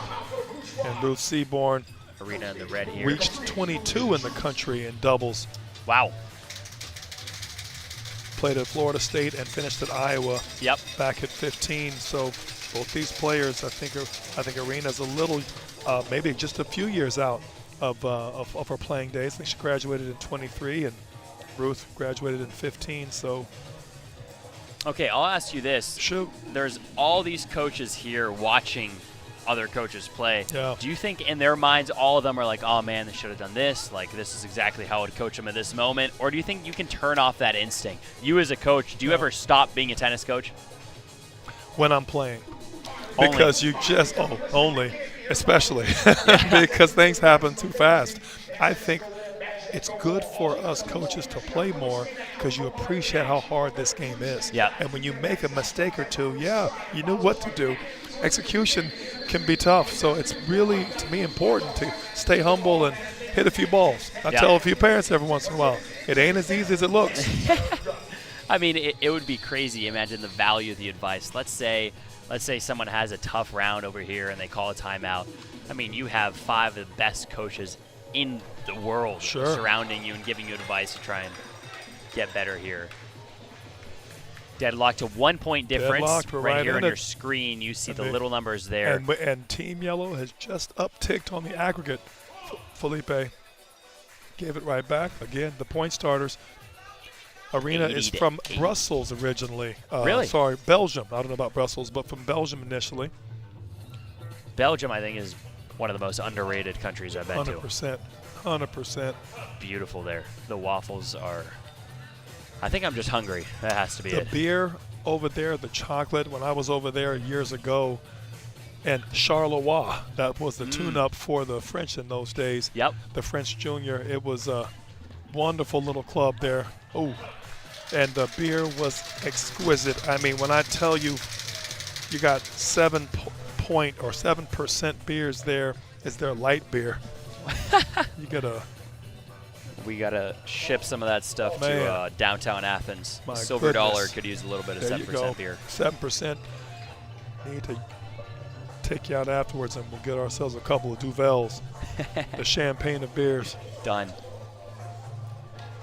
Tori, your coaching experience has been mostly with juniors in the Atlanta area, or did you travel internationally? Well, talk a little bit about you growing up in tennis. I did right out of my playing days at Georgia State. I actually coached at Emory for about 2 seasons. Wow. And I was down there with the Golden Eagles for a few seasons and was working at one of the better academies in town, UTA. I think UTA might be one of the sponsors here. Yes, there was actually Intense. last weekend post-Intense event, there was a UTA specific where the kids came. There was actually a girl from my high school that was here. Laura, I don't know if you're on, if you're listening. Hey, Laura. But great. Bolt 6 didn't pick it up. Bolt 6 did not pick it up. Axel's over there looking like he's vindicated. I kind of think that was in. Bolt 6 has been very, very accurate throughout these weeks of intense tennis. Certainly looking for the chalk flew up moment right there, a little bit out. And for those of you who are just tuning in first, those red lights, studio lights, are helping you understand. That's your visual confirmation that the ball was out. She's got to get her on the right side. Got to figure it out. She's going with the underhand serve. Looks like the underhand serve is. Got a little technical difficulty. Looks like right here. Trying to find out what the strategy should be here. We got the Ohio State alum. Yeah, it looks like we got maybe an infraction of the rule, or maybe a ball kid tossed a ball in between. Not sure what happened there, but bottom line, we'll figure it out. I like how David Fox is just absolutely all in on the interest, especially trying to argue with the ref. I mean, he's clapping there. Our point, let's go. You know, no stranger to controversy, David. You can tell he likes to mix it up a little bit. Yeah, they get intense out there in Arizona. I mean, that's one of the most fierce rivalries in college tennis is ASU and U of A. Yeah. The Cats and the Devils. That is some hatred. How about a volley? A little wide. Arena's going to want that one back. Yeah. What do you think? Overhead there and smack it, or just stay simple on the volley? I think you just stay simple. She was nowhere near it, but always easy from over here in our chair. Yeah. Yep. Tori, as you were saying, you were with the Golden Eagles over at Emory. Yeah, for a few or late 90s. I started with the big academy here, Universal Tennis Academy. It was one of the better academies in the Atlanta area for a long time. We broke off and had our own program for several years. I had several top players that went on to be good college players. After that, went on tour for about 4 or 5 years with a few players. One of them was national champ back in 2004. Went to several U.S. Opens, traveled about 25 to 26 weeks a year for about 4 years. It was a good time. I got a chance to see a lot of good tennis. And after that, I came back to Atlanta and started directing more than traveling. I was a little traveled out, if you can appreciate. Yep. And then have directed some bigger clubs in Atlanta, Windward and Lifetime Tennis, and now working at a very nice country club on the north end. Hello. Oh, well, she brought down a few raindrops with that one. Won't take Natalie long. The Zags. Just stroking the clouds. See if you can water the flowers. Absolutely. Just wide, though. Natalie's a Georgia native from just south of us there in Peachtree City, Noonan area. Yep. Played at Tennessee, was an All-American all 4 years there. Great doubles player. 4-year All-American. 4-year All-American, and got just inside, I want to say, top 150 in dubs on the tour, WTA. So very solid net skills. Looking forward to seeing her play some dubs. She's on her and Courtney Nagel both are some players from a few years back. It's good to see them both back on this side of the net. Look at that little chip in charge, both of them, and a 2. Oh! There you go. She's feeling it. She's feeling it. Nothing like getting a 2 to get your confidence back and let you get some of those butterflies out. Yeah, hating odd numbers, 2s only over here. Team Blue down though. Team Yellow up 2 here. Team Yellow's had a very quiet lead change there when Arena was in there. Oh, Team Yellow women doing a fantastic job. Okay, Oregon here. Courtney from Oregon. Oregon has a fantastic deal with Nike, right? Phil Knight from Nike. Right there. They get some of the best gear in the country. That's something we always 100%. talk about in school. One of my former players played there the last few years and just kept talking. Was just talking about the gear. Was just shout out to my boy Pacha. 1 second. Oh, you can't double on the 1 second left. Did she maintain? Yep. Team Yellow still has a 2-point lead. Solid. Very. Yep. Quiet lead change, as I said earlier. Again, I'm telling you, Felipe, I've watched 4 bolts now. I'm seeing taking a step back, 10,000 feet. The point starters are the biggest change for our coaches to get used to. They're just not the tempo. They understand the clock better than most. Maybe rushing it just a little bit too much. I would tell you there's 10 to maybe more points either side that have been just, I'm not going to say wasted. I'm going to say not capitalized on. And the serves aren't big, and the returns look to be a little bit average, to be very honest. Just shows you that they're probably overthinking the format, trying to rush a bit too much. They have 14 seconds. Sometimes you think about how fast it is. You really have more time than you think. Yes, yeah. Okay, so from your coach's standpoint, there's a lot of coaches out here that may need some coaching. What have you seen maybe some of the best tactics that some of these women can implement in the women's singles here? Do you want to have them maybe step back a little more and just try and rack up as many points as possible? Or is it smart here in the women? I feel like we've been seeing some firepower, but they've been missing a lot more, and then they give away the serve. They're trying to do too much. Because obviously it's a momentum swing. Huge momentum swings. And let's be honest, when you miss that serve, you also lose momentum. So I would tell you, unfortunately, it's a little bit on break, you know what I mean, as it can be. But to me, the biggest thing I would remind these coaches all know as well as I do, slice body, get that ball in the box. Let's take that first strike down the middle of the court. Let's not worry so much about the score. Get some momentum. Third point, starting to feel it, pull some triggers. Right now, you're just missing so many serves and returns that they haven't been able to get a lot going. That's been Team Yellow's problem the whole time, in my opinion, even more than Team Blue. But they've got to snuck back and even things up. We'll see if they can keep the foot on the gas going forward here. Yep. No, that's 100% right. I'm excited for a second bolt here of women's singles. Yep. I'm going to be curious to see if Team Blue all of a sudden might feel the pressure a little bit. They were up the entire time with the men's singles. But now, you know, Team Yellow coming in. It's only a 2-point lead, so that's maybe one winner and we're back even. That's right. Do you have a favorite right now from what you've seen? Who's going to take home the title in the end? No, haven't seen enough yet. They're just getting started. The first bolt for the ladies were great. We saw the women come out. There were about 4 2-pointers in the first 5 points. And then it seemed like, we just kind of went a bit cold. Maybe started off hotter than they really were. Yep. And now here we are going to get a chance now to see. Here's the first two that started off. We have Irina and Ruth. Former Ohio State, the Terps and the Buckeyes. Let's see what happens here.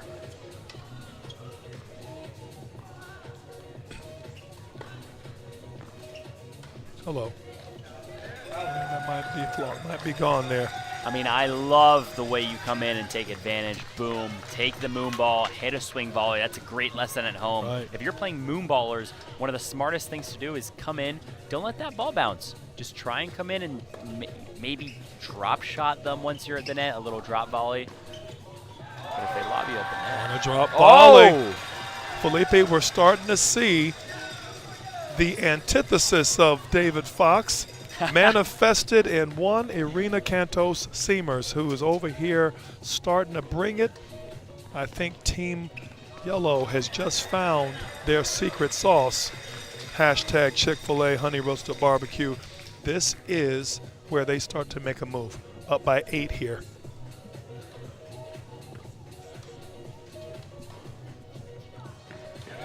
There's that backhand, Felipe. Yeah. There's that backhand. I mean, just such good legs there, Man. putting so much weight into the ball.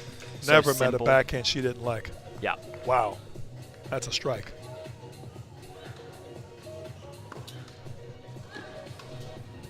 Good ball there. And, I'd bounce it and tag it. There it is. There it is. 2 points. Way to get her legs under. Felipe, you always had a real good backhand. I was always impressed with your down-the-line strike. You could have had a ball on the dead corner and never would know we were going line across. And just when you thought the player had the edge line, you would rip that thing cross court. Very now Bandian-esque on your backhand. That's I'm gonna remember that one forever. No, just Thank saying. you so much. Just the what it backhand is. line, I think, it might be one of my favorite shots. I think. For sure. I'm gonna go return of serve, backhand return of serve. Yep. And backhand line. Your backhand line, but what's funny about your line was you could hold it long enough on that backhand side and rip it cross if you saw the guy leaning too much. I always thought that was a secret gift of yours. Thank you. You got to have a very a certain amount of midichlorians, if you know what I'm talking about, to have that kind of vision. I think a lot of it comes from, especially, these coaches would know, if you have clean mechanics, clean technique, if there's not too much going on, too many adjustments you have to make within the technique of your shot, then it's more of a mental game. It's just rhythm, 1, 2, and then you can start making these little mental adjustments. I mean, if you're out here watching, you're trying to improve your tennis game, really focus on trying to clean everything up. Usually, technique in tennis is a game of doing less, not more. 100%. And what will break down that has too much movement, too much variation, will likely break down over time. Yeah. Add pressure, it'll break down a lot. Yeah. My coach in Arizona, he was Lou Belkin. I remember Lou. Lou, 26-year head coach of Arizona State, coach Grand Slam champs, world #1, Team USA. Good coach. He used to say, more moving parts or more things that can go wrong. That can break down 100%. Right there. Irina's not liking Bolt 6 on the calls, is she? Bolt 6 has been accurate, But it's been accurate, right? Both 6 is on the money these days. Let's see if Arena really locks in here. Maybe don't go for the lines. I mean, these coaches know college tennis. You guys hit a ball one on the line, and all of a sudden it's like, whoa, way out, come on. But you see it so far in this bolt alone. There's that backhand again. Huge. They have both locked in and haven't given up as many errors off the serve and return. Yeah. Arena's had a few backhand stingers. What'd you call them? Lasers? And ironically, she's the one who's missed a few more serves. Ruth has really done a nice job of really getting on the board and, again, trying to chip away at that lead. Still at about a 9-point right now. I think we're at a 7-point by aggregate, but there we go. Ooh. Yeah, Close, but just wide. I like that, though. Yeah. I like the pull. At this point, you got to start being aggressive. Team Yellow, all of a sudden, 10-point lead. 10-point lead. Out Solid. of the blue, they're really having all the momentum here. Smart choice by Austin to bring in Courtney Nagel at this time. At a time we got a little buffer in the score. Great time to bring her in. I suspect he'll bring in Teo here soon. Teo's had her racket for the last 20 minutes. She's ready. Yeah. She's tugging at Coach. Coach, I'm ready. Put me in, Coach. I'm saying. Time ran out. Only 14 seconds there. Team Blue's got to stay on the money, making sure you play quick. That clock is ticking out, Felipe. 4, 3. No, it's not a situation. She tossed it, didn't she, right? That's isn't that the rule? Yes. That's it. One toss yeah, only. One a toss toss counts as a serve in intense tennis. Regular tennis, you can toss as many times as you want. Actually, the pros use that sometimes. You toss, and then you buy yourself a little more time. Not in intense. We want fast-paced action all the time, all day, non-stop. Yeah, so sorry. Both players had a little infringement, didn't they, on the rule? Play let's. Let's. Might be a little bit, got an errant whistle there. Both players are still playing. A little weird on the, I'm hearing a lot of whistles and bleeps over there. I find it funny that these coaches, knowing they're experiencing college tennis, it's a lot about causing chaos, arguing with the referee. This is the most arguing I've seen. I mean, and your buddy David Fox is still in there chewing on the ref. That's I funny. love it. Like father, like son, right? These players of these coaches also doing their best to do whatever it takes to get the little advantage there. Yep. Playing with the rules here. Good depth there on this. Look at Courtney's Look at that slice. That thing was outlet, just nice. Oh, hot knife through butter. I mean, she's like Gordon Ramsay chopping up some cheese.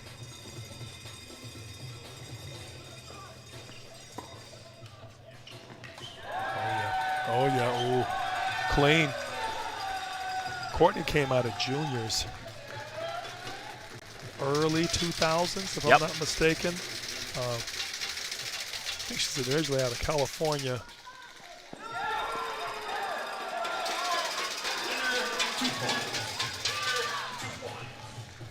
She played at Oregon. Nice. Obviously been coaching the Ducks there for 7 years as well. Done a nice job. Has a looking up her body of work a day or so ago. She needs about 4 pages to have all the accolades that her players academically and athletically have accomplished there for the Ducks. Now Arena really coming in as a powerhouse for Team Yellow here. Yep, she's the David Fox of Team Yellow right now, really responsible. And isn't it neat to see how it's kind of balanced out, hasn't it, Yes. Felipe? I mean, 3-point difference now in the total aggregate. Yellow up 6 now, 4-point difference. Yep. In this specific bolt, remember that larger number there, the 104 to 108 to Team Yellow. That's the aggregate score. Whoever has more aggregate points by the end wins the duel. Yep. Right now, 38-33, Yellow to Blue. Blue making a substitution here. Courtney Vernon coming back in. Uh-oh. Backhand backhand. galore. Somebody better give Courtney the memo. Try to stay away from that backhand. And the clock. Arena. Arena can get that serve point 6 times out of 7, she'll get some rhythm. Yeah. She stubbed her own toe a few times with just a few easy serve mistakes there. There's another one there. Dangerous, dangerous from the back of the court there. Yes, she is. Every long rally, I mean, it seems to have gone her way. Yep. Courtney Vernon here, head coach at Florida Gulf Coast. Good junior back in the day. Was 38 in the college rankings back when she played at University of South Florida. Played for the Bulls. USF Bulls. Got as high as number 3 in the country in doubles and juniors. Wow.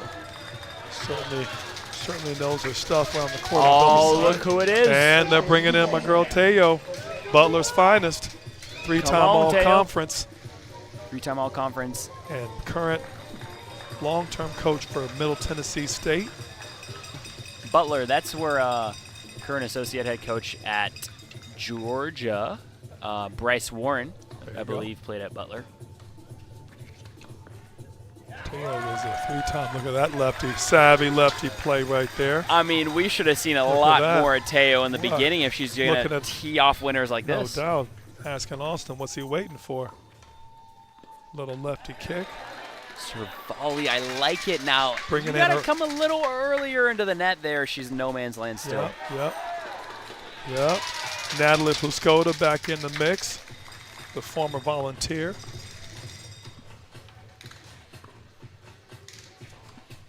Yeah, you can see this matchup, the one-handers matching up. I mean, Chip Rally would love this rally. Oh, yeah. A rally full of chips. Chip Rally would love that rally, huh? I see what you did there.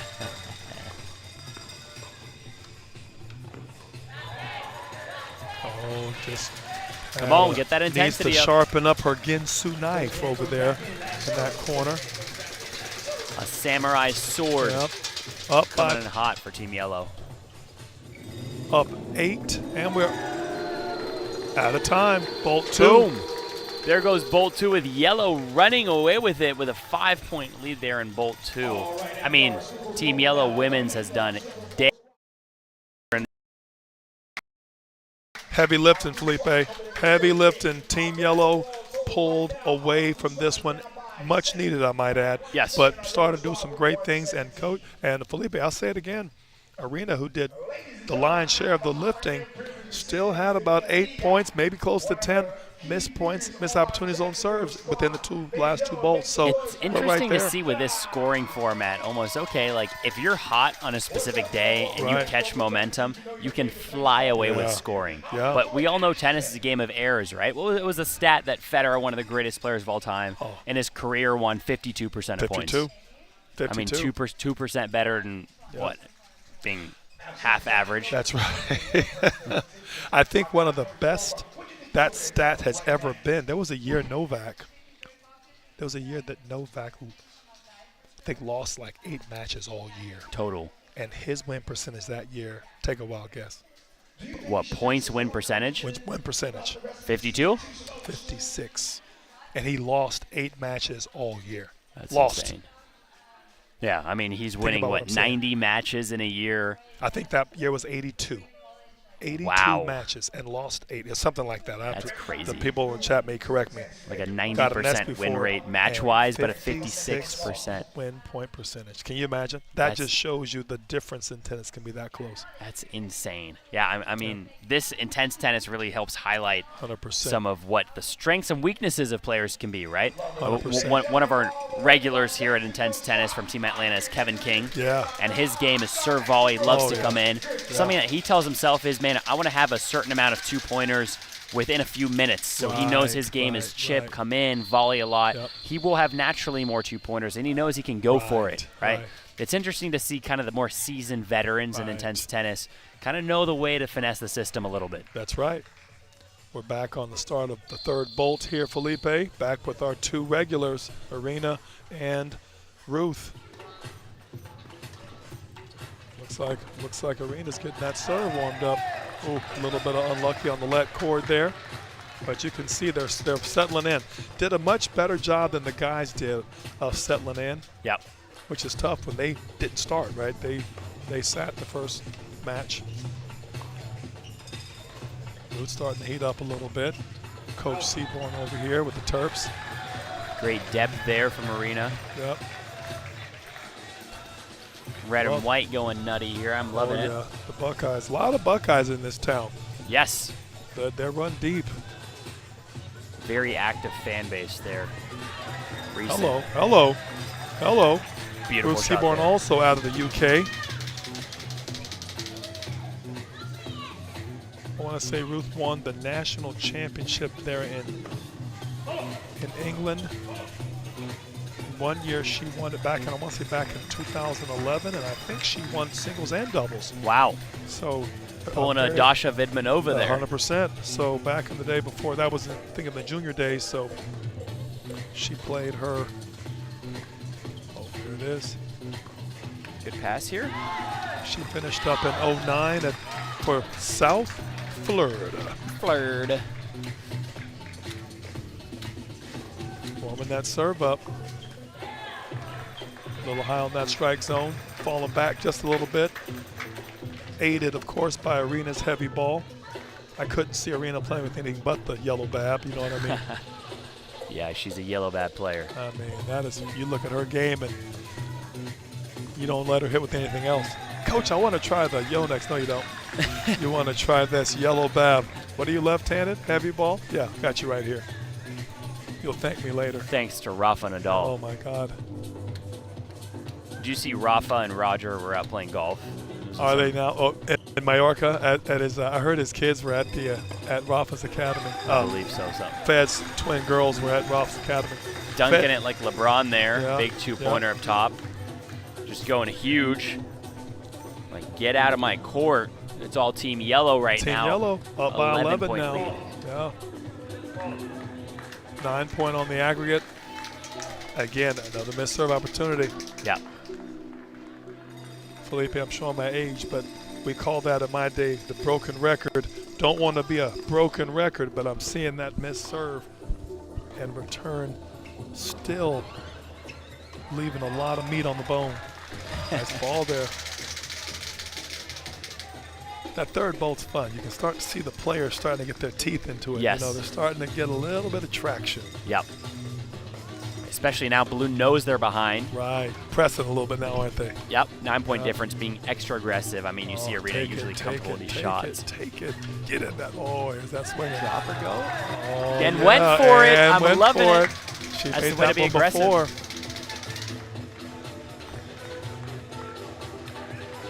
Got to be fun for the coaches. You've been coaching for a while, and now you're back out there with some butterflies and starting to feel it again, starting to get some juices going. I'm hoping there are some players, some of the coaches' players watching here today. Yeah. They're doing their players proud. We've seen some pretty good tennis. You know what I mean? It's been neat to see. There is no stopping father or mother time, Felipe. That I can personally attest to. But it's been fun to watch, fun to see these players starting to get warm now. Everybody looks like a college player now, not a college coach. They're talking. It looks like a normal team huddle. I mean, it looks.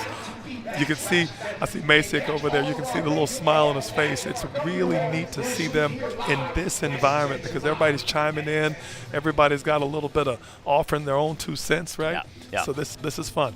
And I'm happy to see they're all getting into it. They're intense. For sure. It feels like a college atmosphere. It does. They had the chant at the beginning, David Fox bickering and arguing with the ref, trying to get their advantage. Yeah, Drake was doing the little moving huddle, going back and forth. It's he was probably trying to get him doing a Georgia chant. They said, no, Drake, sorry.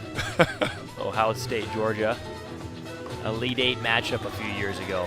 Yeah. Happy to be part of that match in 23. Shout out to Ty Tucker. Ty Tucker's pants. That's what we need to shout out. Yeah. That man hasn't worn shorts since 1914. Is that what he told you? That's what we've experienced. Might have been before then. That's a big. Is that a 2? I believe so. Did she touch it? I don't didn't know think if she so. touched it. That probably. claim the 2. Team Blue needs the 2. They do. Ruth's coming forward now.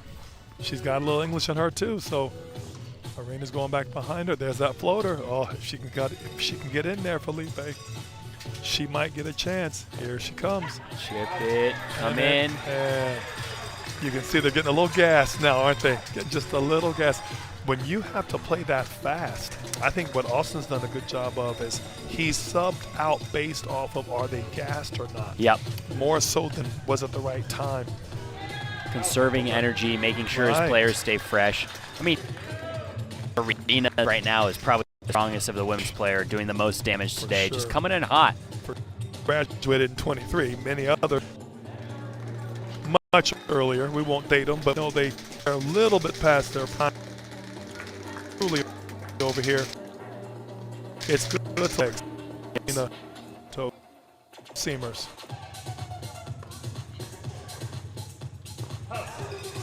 But back. Just a little scream there from her. Yeah. I'm liking the passion. Yeah. Still, Team Yellow is up 5 here. Team Blue closing the gap a little bit. They were down, what, 11 points? Yep.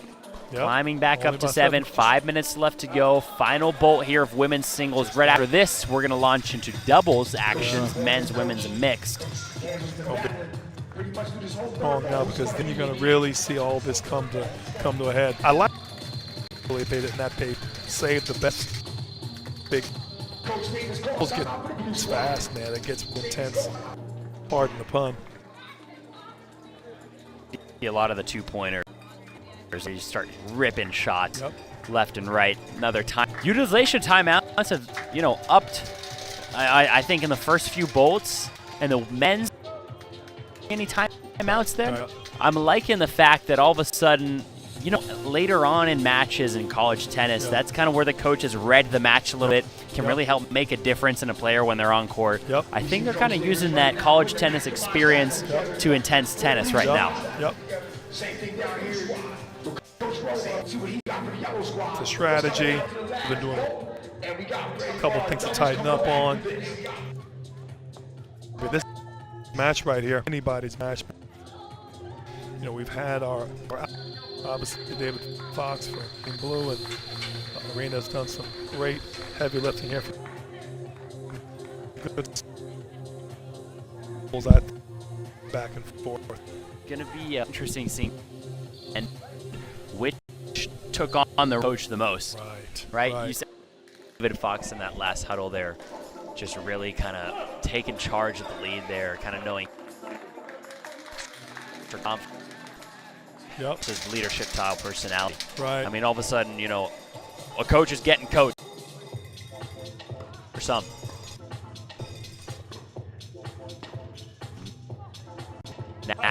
Natalie Tweeter. Oh, just out. Started playing tennis in 2010. My father had a work trip in New York, and my mom was like, you know what? We're all going to go. You with the kids. I have a younger sister. We went to the U.S. Open after work for the night session. So then we're outside Arthur Ashe asking people, it's like, hey, are you leaving? Do you have night session tickets? And these 2 women walk out and they're like, oh yeah, here, $20 each. And so we buy tickets. We're at literally nosebleeds at the very top. And I'm completely not interested. I have my DS there. I'm playing on my DS. But then this is 2010. U.S. Open second round, Roger Federer versus Brian DeBoule.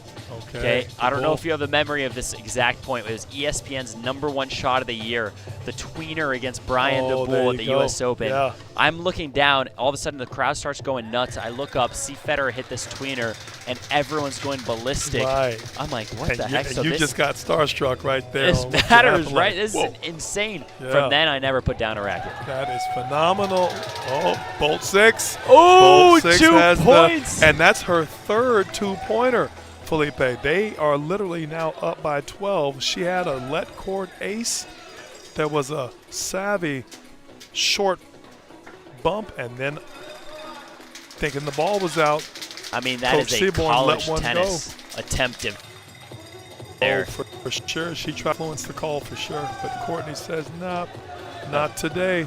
Bolt 6 staying accurate. I saw it in as well. That was a strong contribution for Courtney Nagel Very right good. there. Up 12 points here. I mean, blue was close in a little bit. Rena coming back. She's hit a good amount of high heavy here, right? To set up that backhand. Good shape over the net. So good at pulling that There's forehand that wide. Backhand. You know she wants that backhand. There it is. I love her setup on that backhand. Yeah. That thing is just kamikaze pilot. Please come to my backhand, please. She's like a Black Widow over there. Come a little closer.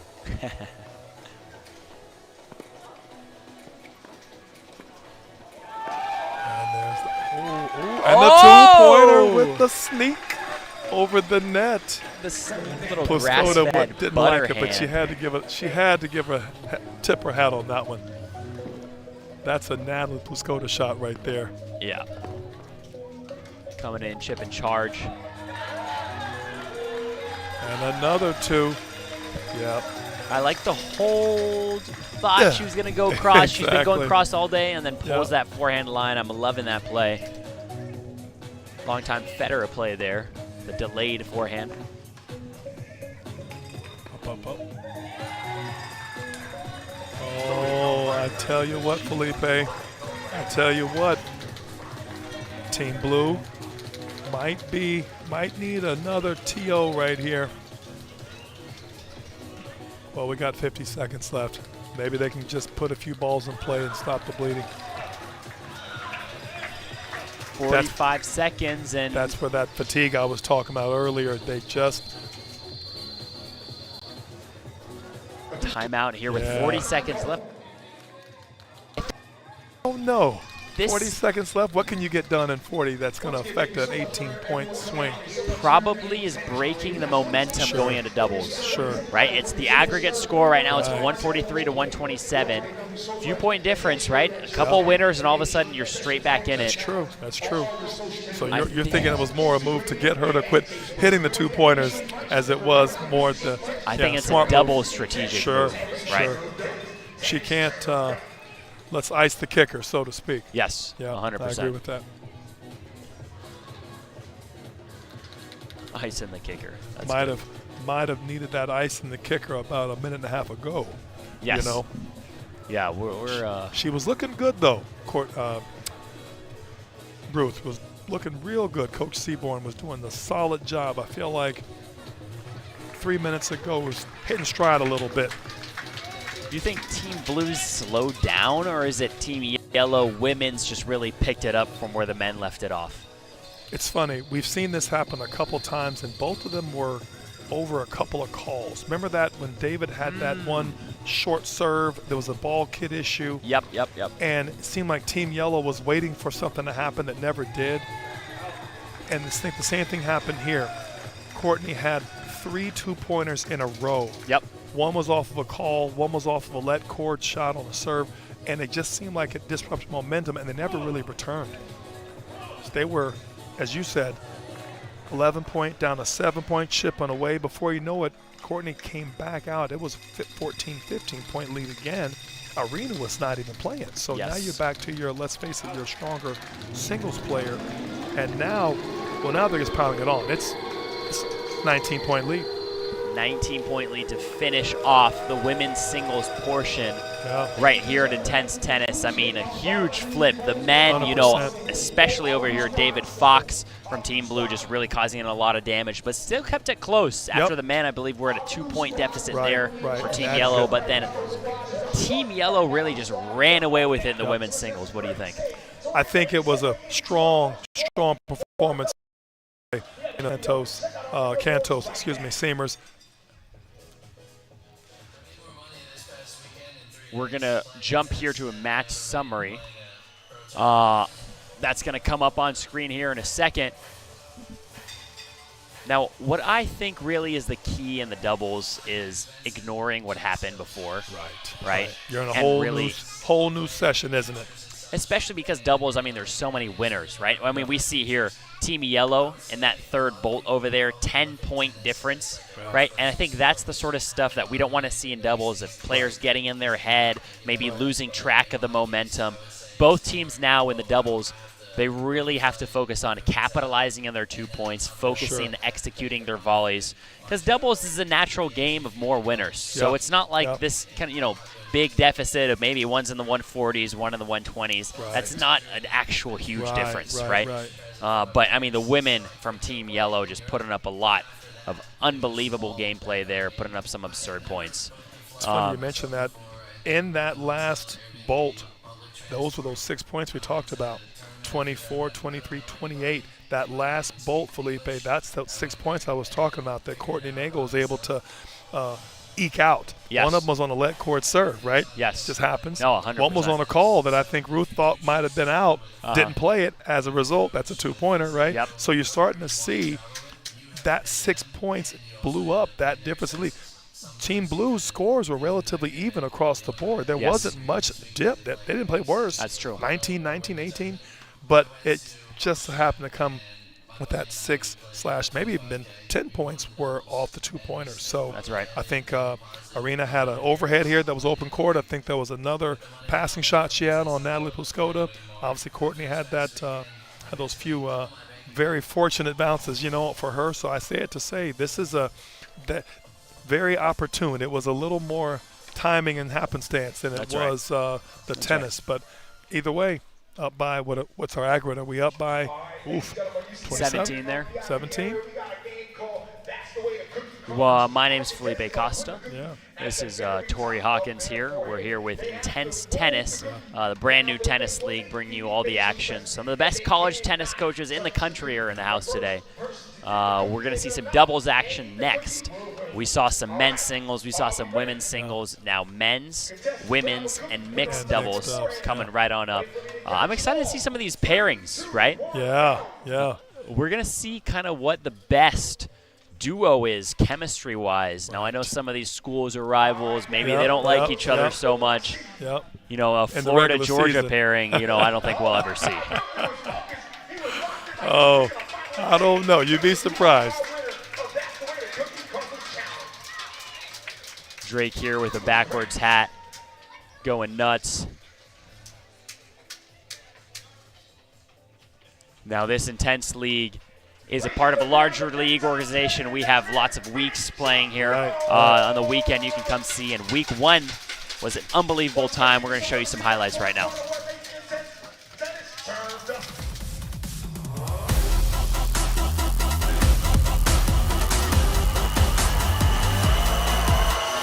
This week is the first time we're in this intense arena.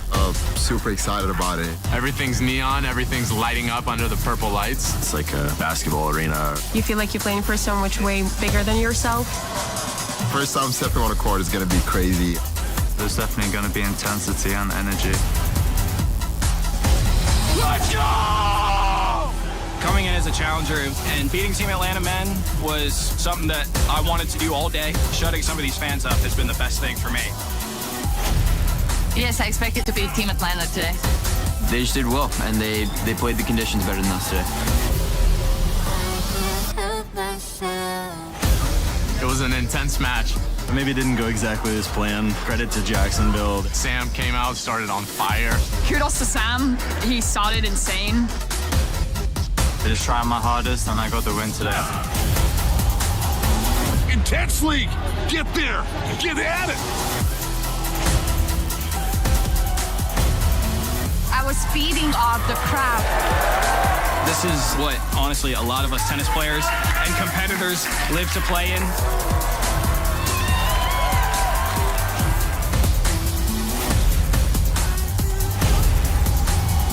That was the most fun tennis match I've ever played in my life.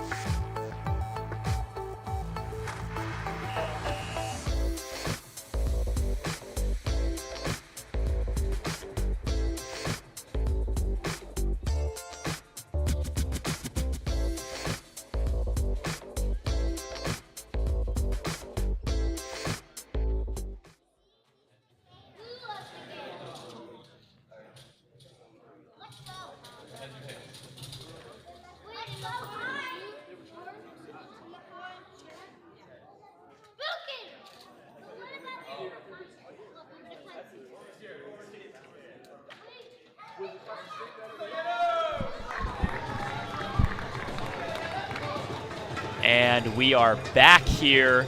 Intense tennis. We're going into our final match. We got 3 10-minute segments of doubles, starting off with men's doubles. Drake Bernstein to serve, recent national champion with Georgia women's tennis. Yep.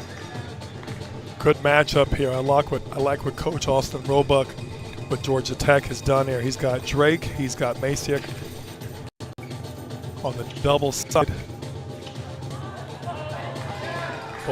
And the Fox once again. I mean, sly as a fox with 100%. hands of an absolute surgeon. Silky, soft pillow filled with golden goose duck feathers. Keeping it low. Hard grip middle. And Axel heard our comments about his ball headed to Mableton. He didn't like it. Came back with a little bit of magic on his own. I mean, those are the reactions of a praying mantis moving as fast as lightning. And unfortunately, can't back it up completely. Unfortunately, Drake with the look ma no strings shot there over the racket. It's when the frat boys in Athens would yell, "Hey buddy, there's a hole in your racket." These frat boys in Athens are legendary. Oh, yes, they are. I can tell you've got some scar tissue left from some of these frat boys' comments. I love it. And an ace for Masiak. That's what I'm talking about. I don't have any scar tissue. They were always cheering for Georgia. I'm there as a Bulldog, and they're, if South Carolina comes to town, they used to start these chants. They used to go soft like Charmin. Oh, yeah. That was amazing. Oh. Getting intense here. I think this is where a lot of the wizardry and the knowledge from these players are going to come out, especially on the doubles court. I mean, these guys just so good at the net. Knowing the experience of being on a doubles court is really what matters a lot. Oh, and look at the hands. And Masiak that was big tennis there. Masiak ready for anything. Well, Axel showed him that the first time, and he was like, hey, buddy, you fooled me once. Shame on me. Pop it. Yes, sir. You know what? We need a new rule here. If you tag the person at the net. Oh, that's got to be a 5-pointer. 100%. No doubt. I'm going to call on Charles Allen here. Yeah. We got to send that one up to the commish. Got to be a 5-pointer. I mean, back in the day playing junior tennis, 14s and 16s doubles in the national, it was not about winning the point. It was about hitting the other player. Getting tagged was the ultimate I'm better than you. Yes. And getting tagged from your partner's sitter was the ultimate, we're not playing ever again. I had a partner one time hit a serve.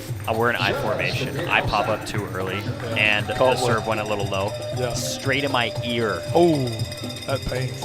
I mean, the pain was the pop that I heard when that thing hit my head.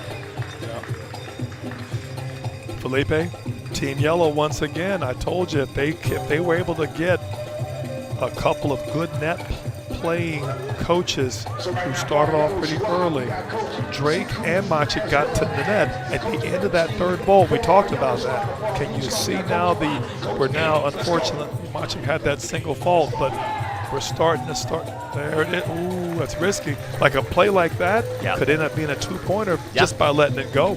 100%. Got to play the format a little bit. A 4-point difference, but doubles, that could only be 2 points right there. It's just 2 quick winners. Wow, drop. Yeah. Love that volley from Axel. Knew what he was looking for. What's one of the keys here if you had to just give some, general advice to these guys? Okay, you haven't played in a while, maybe you've been coaching, but forgetting how to. Wow! Look at Axel. I mean, just coming faking in. Everyone like Sherlock Holmes over 100%. here. Putting on the mask of disguise, going across, and then going, see ya. To Guess your point, the wrong way. He better hurry up with this serve count. To your point, there it is, that. Reaching and teaching. To your point, make first serves. I've been saying it off and on the whole time. You got to get those first serves in. Keep momentum. Start to go for it a little better as you go. And I think all the coaches are starting to dial in on this. That's right. That was intense. You love that. Cal Poly's finest, starting to show why he's wearing a Gator shirt, doing a nice job out there. I think Parrott may have called him over while the girls were playing. He was like, buddy, get it together. Making us look bad. There it is. There it is, Maciek. That's what I'm talking about. I mean, he got at least 3 inches off the floor there. Yeah, with the backhand overhead. One of the hardest shots in tennis. Small muscles back there, back of the 100%. shoulder. A lot of wrist snap and momentum needed. Wow. Pretty good hands on that. Ooh, on that first volley. Slide like a fox is still over there. We're gonna have to give him a tagline here at some point. I'm gonna call him Bandana Man. Yep. With the magical tennis powers. And I'm gonna say, what did the fox say? That cheesy song from about 10 years ago. Oh my. That's a memory unlocked. Good tennis, yeah. Maybe What does better. the fox say? Maybe better off left lock. And Gangnam Style. And Gangnam Style. That yep. was the most united the world ever was. Yep. It was the first video to reach 1 billion views or something. It was something like that on YouTube. That's a true one-hit wonder. Way to get low and a 2. Pop it. Oh, he got a racket on it, Axel. Oh. So important to touch the ball in 100%. intense tennis. 2 points for a clean winner. Anything you get your racket on could just eliminate a point from your opponent. There's so Maciek making sure that one didn't come back. I mean, that ball is bouncing and it's still going up. Yeah. Rolling, bouncing over Mount Everest right now. Maciek Man. going full Pete Sampras, Pistol Pete getting up there, cracking a smile, showing the athleticism. My generation would say, oh, yes, sir. When you get one of those. The funny thing is my generation says the exact same thing. I mean, the level of doubles we're seeing, disregarding that last pretty ball, clean. is very, very good. Yeah, pretty clean right now. First volleys are money. Maciek had a textbook one earlier, didn't he? Yep. Kevin King, you mentioned him earlier in the broadcast, played a few weeks ago, and man, in the doubles and in the mixed was just on fire. I think he literally, look at the fox. What did the fox say, Felipe? There he is again. Yup, pow. Been very even keel. Unfortunately for Team Blue, they need a few more. Oh, the little underhanded action. And Axel, and there's another 2-pointer. Done and dusted there. You try and mess with me, I mess with you, says Team Yellow. I didn't know that he touched that one. He must have pulled Oh, he only gave him 1 point? He only gave him 1 point. Sneaky lob. Whoa! Oh, Maciek. We got Showing Superman in the Maciek house. magic right there. Got to give him a little bit on that one. Yeah, that was an over the shoulder. Who was it that did that back in the day? Oh, kind of the reverse overhead. Yeah. He's loving just dunking these down. He's getting his energy up, getting the hops up, taking flight school classes over here with Maciek on the overheads. And Drake with the hands. Oh, look at the volleys and the no look. Oh! Stop it! That was an insane point. I mean, from right here in the booth, all sides. I would have backed up, Yeah. right? Unfortunately, 100%. Every coach would say don't back up, Yep, but these guys yep. are attacking full swing volleys coming straight at them, and they're stepping into 50,000-mile-an-hour shots. That's the type of This attitude is you need to be a great doubles player. Don't be 100%. scared of anything. If you're hit, you're hit. It's not worth 5 points yet. They are 100% bringing it right now, Felipe. This is where intense tennis truly gets its name. Oh, that is huge. David You're Fox, talking, only you're talking about a forehands. swinging volley coming at you full swing, and Drake is mad that he overhit it. That's the Manny Diaz You know standard. what I mean? Wow. Back in the day, I mean, Manny would do looking- drills where yeah. we would stand inside the baseline, he'd just feed balls, and we just hit it as hard as possible to each other at the net. Chipping away. Just relax. They need a little on bit that. more than this. Up, down by 25. Oh, Axel. Do you like this matchup? Do you think, was it Juan Calero from Harvard? Do you think he's probably a little more of a singles player, so that's why Coach Davis doesn't have him in? Could be, but that's the end of the first bolt. I feel like both of our singles player guys that had a little extra love in the first few bolts in singles, perhaps not as adept coming forward, and smart move by the coaches to put in their line A player, so to speak. Yep. We're going to cut to a quick video here, and we'll be right back with more intense tennis coverage.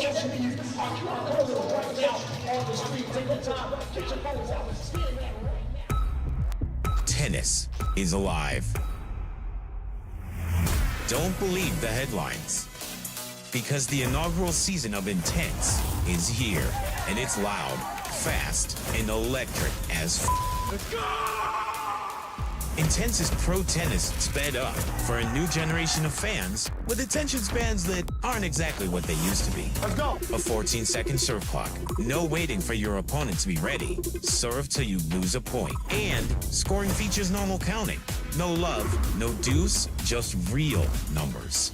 Intense means more pace and more action, making matches absolutely relentless. In only 90 minutes, that's all. Stick together, guys. Stick together. All right, focus, focus. We've got teams from Tampa, Jacksonville, and Atlanta, all with 6 players on their roster, 3 men and 3 women, because matches include men's and women's 1v1 in doubles, and we have mixed doubles. Points accumulate across each, so everyone contributes. And to house all of this energy, enter the Intense Arena in Atlanta. With music and lights, quiet isn't really a thing here. You want to stand up and cheer? Bring it whenever you want, however loud you want. Because if players and coaches are going to get into it, there's no way we're going to lose this. Give me a freaking break. Why shouldn't fans? That's Intense.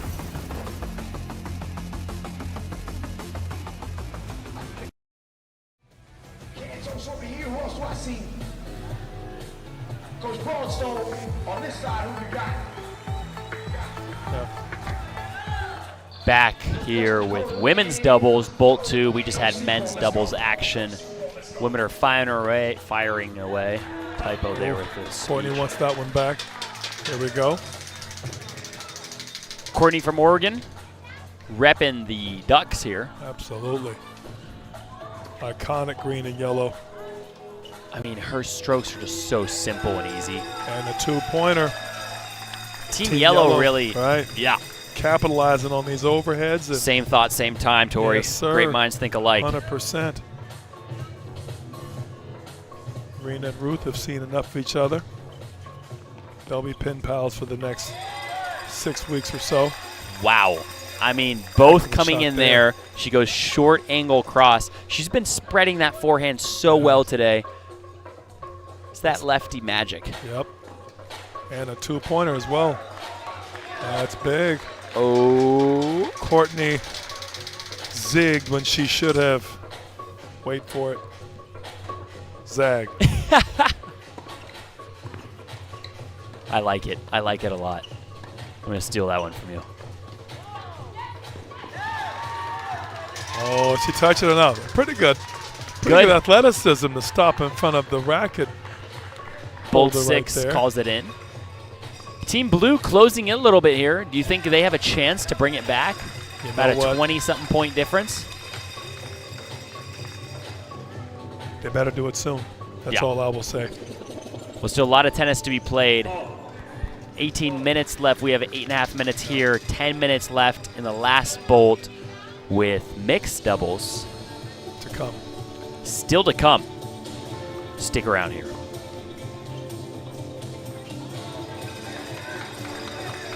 Interesting to see the women really use that slice a lot. They're kind of chipping. They're using the angles well.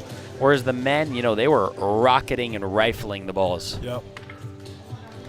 Well, we got to keep in mind Coach Seaborn is from England, so she's going to have that slice. That's right there next to her passport picture.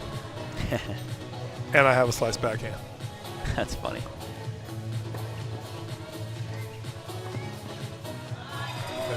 There it is. There it is, Courtney.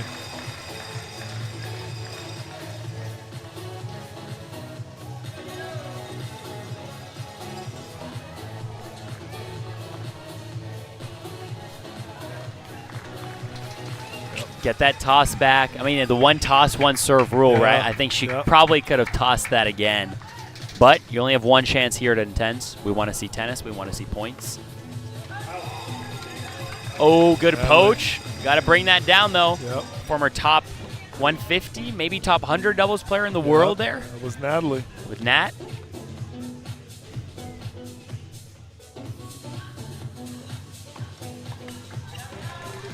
There it is. There it is. Never was afraid to be at the net. Saw a little anger there from Courtney, actually. Yeah. Yep, my notes say 157 WTA. Wow. Pretty solid on the doubles. Whoa, that is the There's one-handed backhand the line. Bringing the Stan one-ing. Wawrinka style, Stan the man embodied as a Gonzaga tennis coach.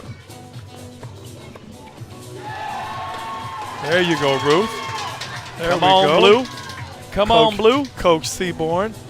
I mean, in what, 10 seconds? That's 4 points for Team Blue. They need to keep doing that. they 5 keep points for doing it. Team Blue. And There's they're all the chipping away. momentum. Yeah, all chipping the away. momentum. We're 19-point lead in the aggregate. They brought in Teo.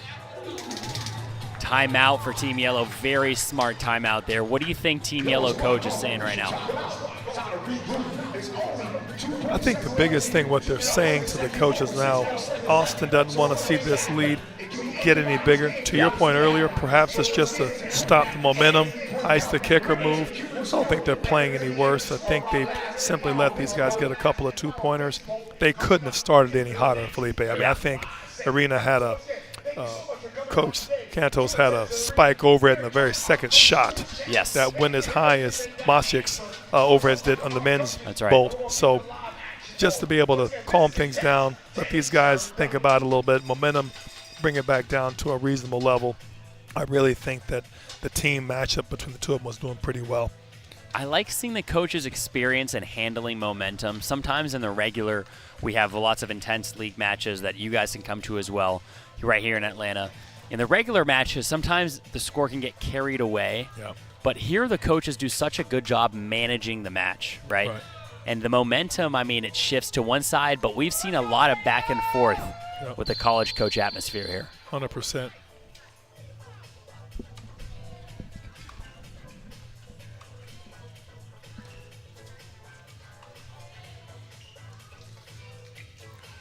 She dripped that lob in there, didn't she, Felipe? Making it rain. That's the old mine yours ball.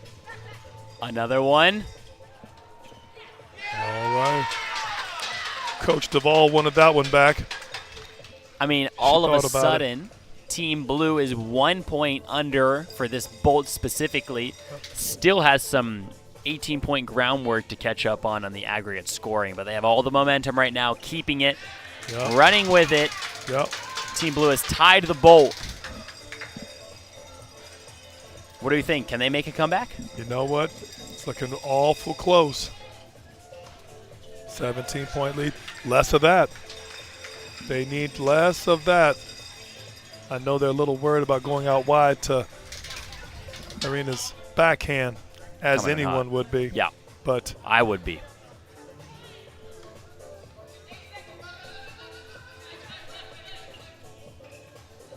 clock's running. Wow. You don't have to be ready to start these points, right? That's one of the beauties of intense 100%. tennis. It is definitely at server's pace. Yes. And you can take advantage of that rule.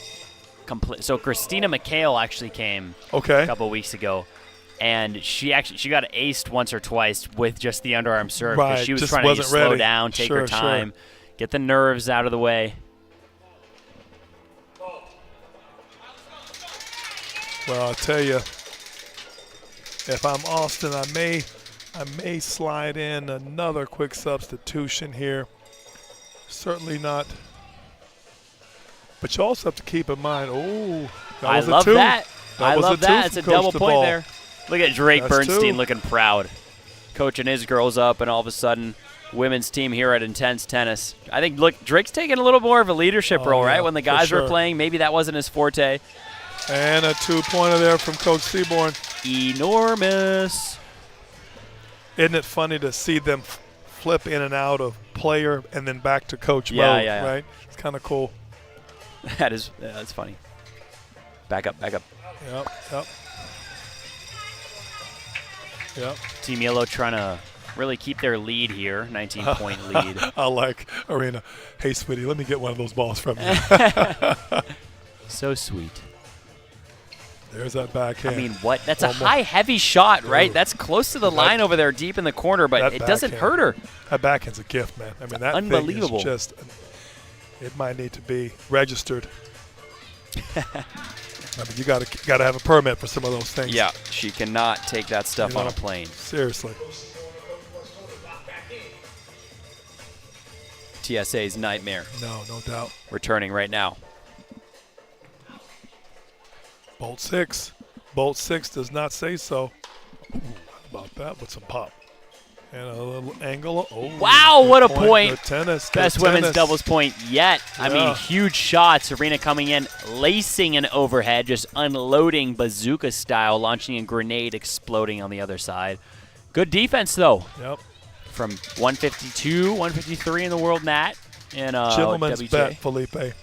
Okay. Arena is really right-handed. I'm asking that. I'm putting it out there. What do you think? That backhand okay, so it makes sense because that right side, I mean, is so strong and coordinated and through. I'm calling a Rafa Nadal righty, born righty, made lefty over time. I'm going to go, okay, it looks like she's wearing a watch on the right hand, maybe a bracelet. That leads me to think she's a natural lefty. All right. I'm going to go natural lefty, see what happens Natural lefty, here. just to be the contrarian. Yep. I like it. What are we going to bet on it? Oh, we got a cold brewski when we get done out of here on that one. I'm already taking buying you up one, on that one. So I'll owe you 2 if I'm wrong. Well, we got to start making more bets so we get those numbers up. I've just seen that backhand come through a few times too many. Way too clean out of the chute. Pop it, Courtney. Pop it. Oh, she wanted it. It got low on her as it was the right idea at the time. Yep. I like the way she committed, right? 100%. She came in and just flew in. Yep. A minute 30 left here in this second bolt. Right after this is mixed doubles.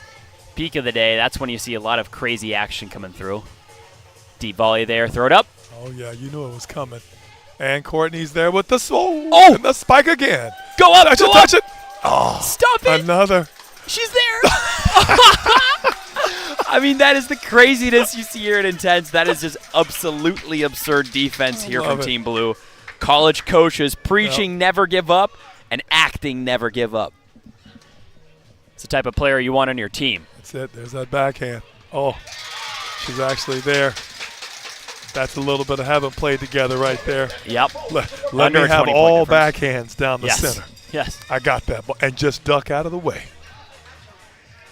18-point difference. Sorry, Still 20-point right there. difference. 20-point difference. Back down to up +3 for this bolt for Team Yellow. But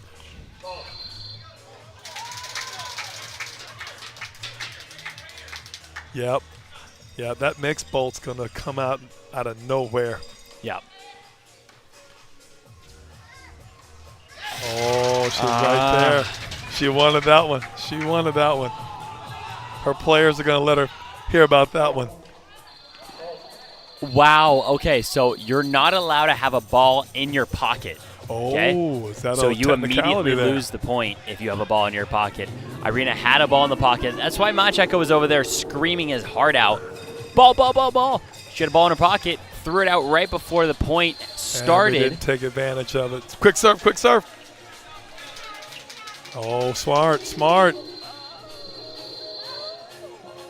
So what's the rule there? I believe the timeout was called. Or no, it was the bolt ended.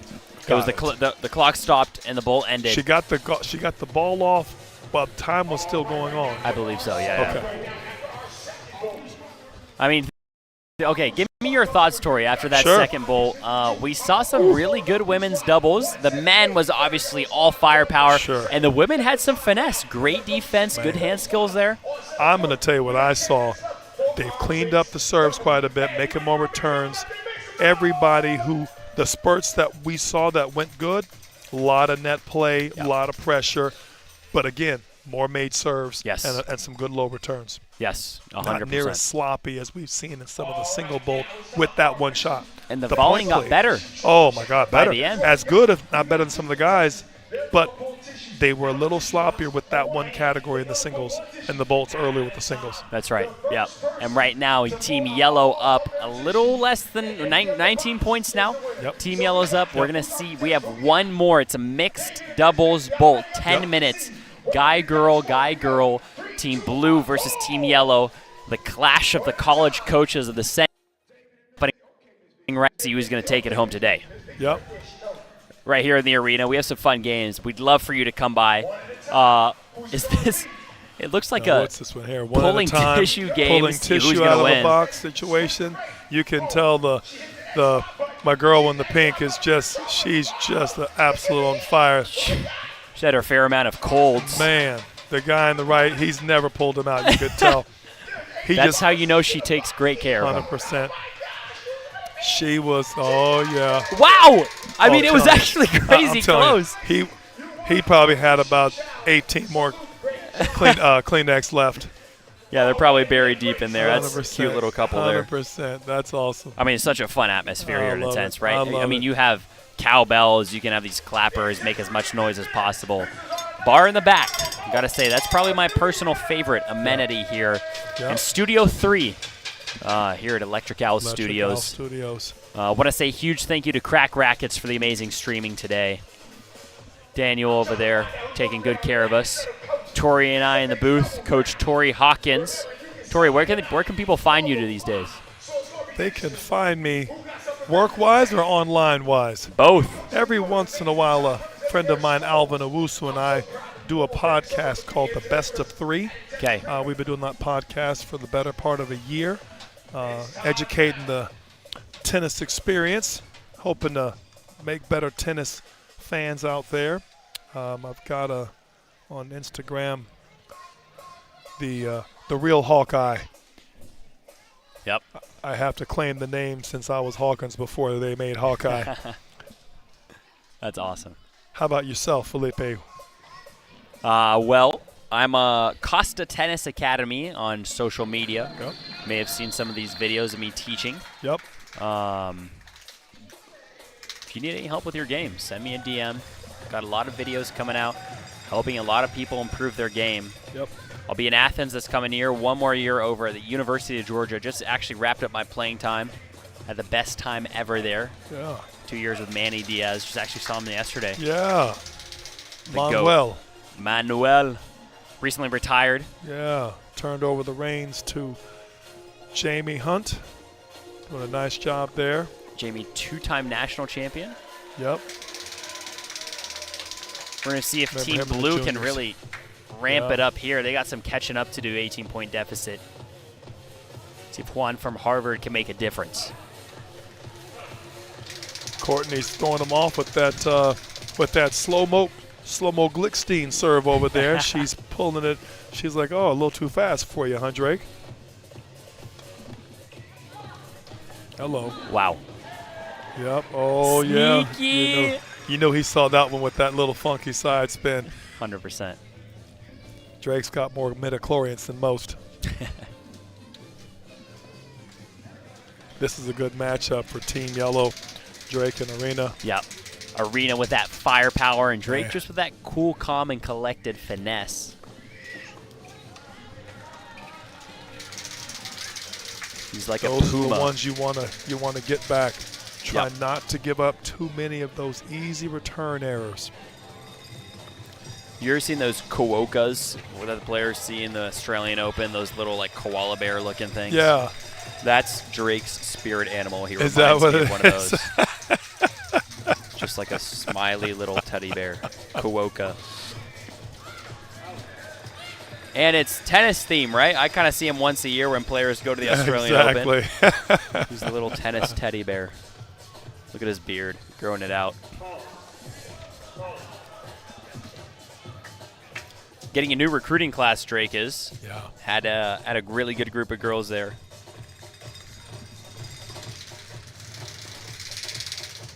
And a tough lot. Ooh, just back.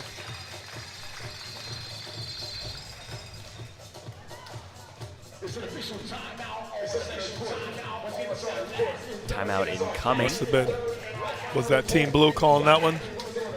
I'm not sure there, but yeah. I think it's good for both of them. It's been a sloppy start to this third bolt here. Little bit. I mean, the men in the first doubles bolt, they were rifle. The women were defending so well.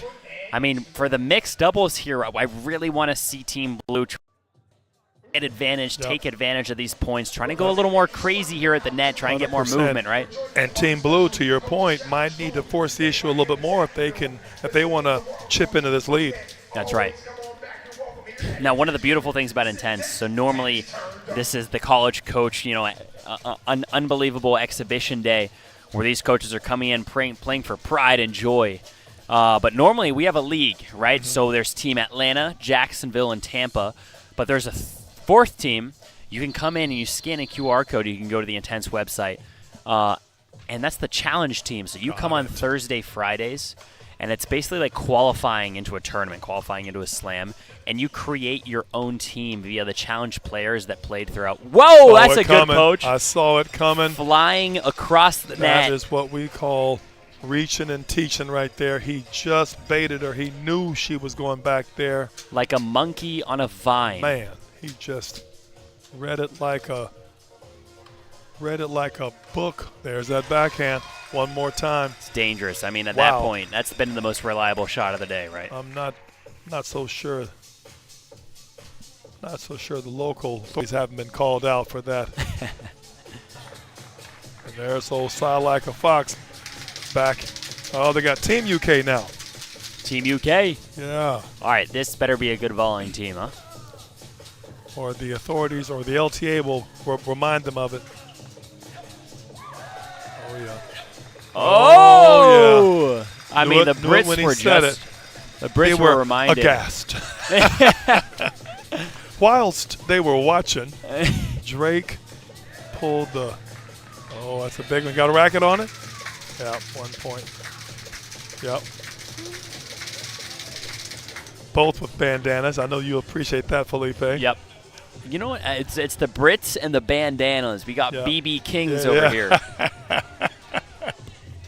BB King, one of my favorite time here. musicians. Drake Bernstein chews gum. So, okay, if you remember Blake Croyder played at Georgia, from Georgia. Yep. From the Swanee area, is that right? Yep. He used to chew gum during the match.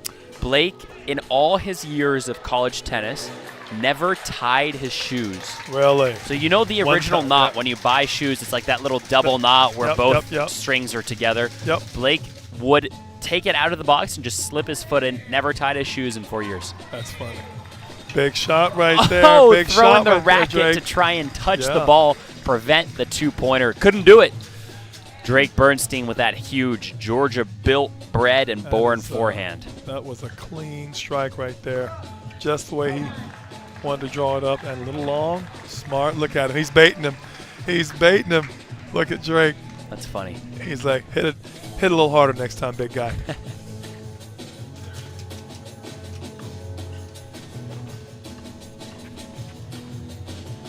Yeah, that's that backhand. And she caught it. She caught it. That's nasty. That's nasty. Well, go! And he's there. Oh! I mean, using every corner of the court, moving like a lemur on a treetop. That's unbelievable. Unbelievable. Just so natural on the surface.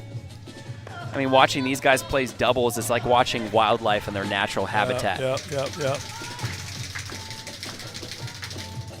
It might be a little too late for Blue, but I tell you, the tennis is picked up and it looks amazing.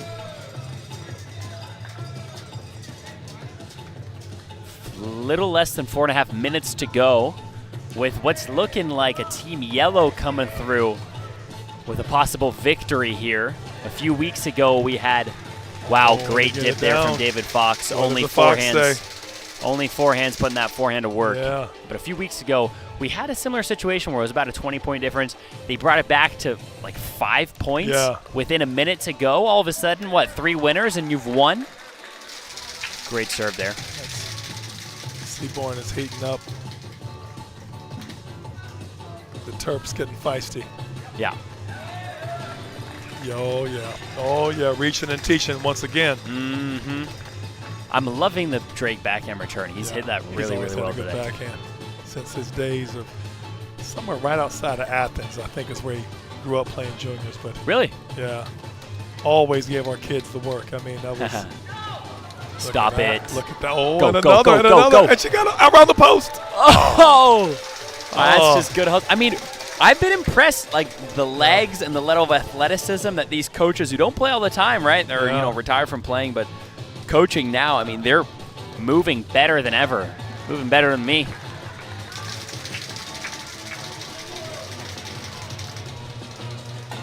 Hats off to all these college coaches for understanding the format and getting it going and assimilating it right very, very quickly. I mean, gotta give them, hats off to all of them for being able to just get this going. I mean, a little sooner than you would think. Sooner than even some of the new teams have done early on. They've done a great job. That's the great thing about Intense is it's so simple. It's family friendly. It's for everyone to see. I think Intense could be a really big avenue where the sport's going to grow. I mean, you just seen the Atlanta crowd roll in, especially for the night matches here. I mean, the atmosphere is electric. 100%. People get a couple drinks in them, and all of a sudden Intense is, I mean. Oh, and it's a great experience for the family. Great way to spend a Saturday night. What I would also like to see, Felipe, is potentially as it grows to be even, I think she caught it. Bolt 6. Bolt 6 confirms says it's in. Good. Beautiful. Is to have the teams, maybe even in that, the fall's very brief in college tennis. To bring a format like this to college tennis where it's a little more fun, a little more interesting. And now you have a true sprint, so to speak, right? Yeah. Leave the duels. You may have to leave the All-Americans in the indoor tournaments the way they are. That's fair. That's a tournament. But the format like this, there's great time to have a little highlight reel. Brought it back, tied it up. Strategic timeout there. Yeah, 17 points. They might be a bit late for the comeback, but they're still fighting and grinding. And in the words of Dumb and Dumber, so you're saying there's a chance. Oh my gosh. Too good, Tori. I'm loving how it's 73-73. I mean, the doubles is tight. Yeah. It was really the women's singles there doing huge damage. 100%. Irina kind of being the MVP of the day. We 100%. Thought it was going to be David Fox running away with it, but no. Yeah. Irina said, I will see you one and raise you two. Mm-hmm. Been some pretty good tennis all the way around. Every player has contributed on both teams. Been fun to see. I think Team Bandana Brits are doing a nice job over here. BB King is back. Oh, yeah. The Bandana to Brits. BB UK.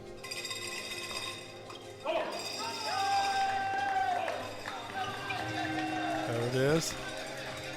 Not what you want to see with a minute 30 left. No, don't help him.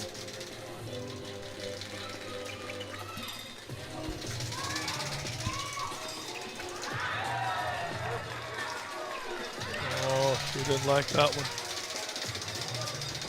Drake's like, don't worry about it. Yeah.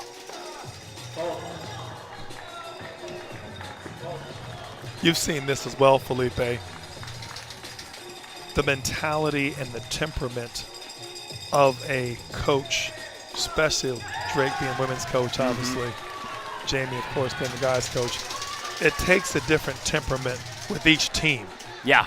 But certainly for the two genders, it's just something that you can tell Drake's coached women for a while. That's right. I mean, it's just that like mellow, positive right. atmosphere. Positive. So don't welcoming. Get too high. Yes. Don't get too low. Hey, great shot. Not too up and down. And sometimes the guys, you mentioned Marcelo earlier. Shout out to Marcelo Ferreira. Let's go! I mean, Marcelo can be really animated. So that's right. It's fun to see it. 20 seconds left. Looks like Team Yellow going to take like this Bolt matchup 6. here. Yeah, it looks like Bolt 6 didn't like that one. Got time for one more. And she got a racket on it. Good touch. Yep. That one Not hung in needed, there, though. and it's off. That's amazing stuff. Team Blue actually takes the doubles, 79-76 there in the end. Yep. But it's Team Yellow, with Irina leading the way, Drake Birdstein being a menace in the doubles there, taking home the duel here in a college coach clash here with Intense Tennis. Tori, give me your thoughts. What do you think of Intense? Man, Intense. I mean, this was some good stuff here, Felipe. All the were all very well contested. Yep. I tell you what, good tennis all the way around. Just when you thought it was getting, you knew it was going to happen, you had no idea. Yeah. And I will even say that, just some great tennis. Doubles didn't disappoint. Really was impressed to see the coaches go from being spectators, right, to like they hadn't missed a beat. You know, of course, some of these players maybe a year or two past their playing days, but it was just great to watch, great to see, and the format was just awesome. Yeah, I think this was a great idea. Look at them all now. That's as close as you'll ever see Georgia and Florida getting together right there. Getting a little handshake Bernstein there and Axel. That's getting funny. a little love in. This is what it's about right here. I think this was just a great environment, and good to see the coaches not just playing and having fun with it, but you could tell each of them really enjoyed this format and playing like this. It's you got new teammates right here. You know what I mean? Yeah, I mean, Intense is really changing the game of tennis. It's giving you a brand new opportunity, one, to play, but also all of a sudden it's boom, like you're watching something completely new. It's fast, it's exciting, it's challenging, right? And you're out here trying to make noise. I mean, Intense is really, it's groundbreaking stuff.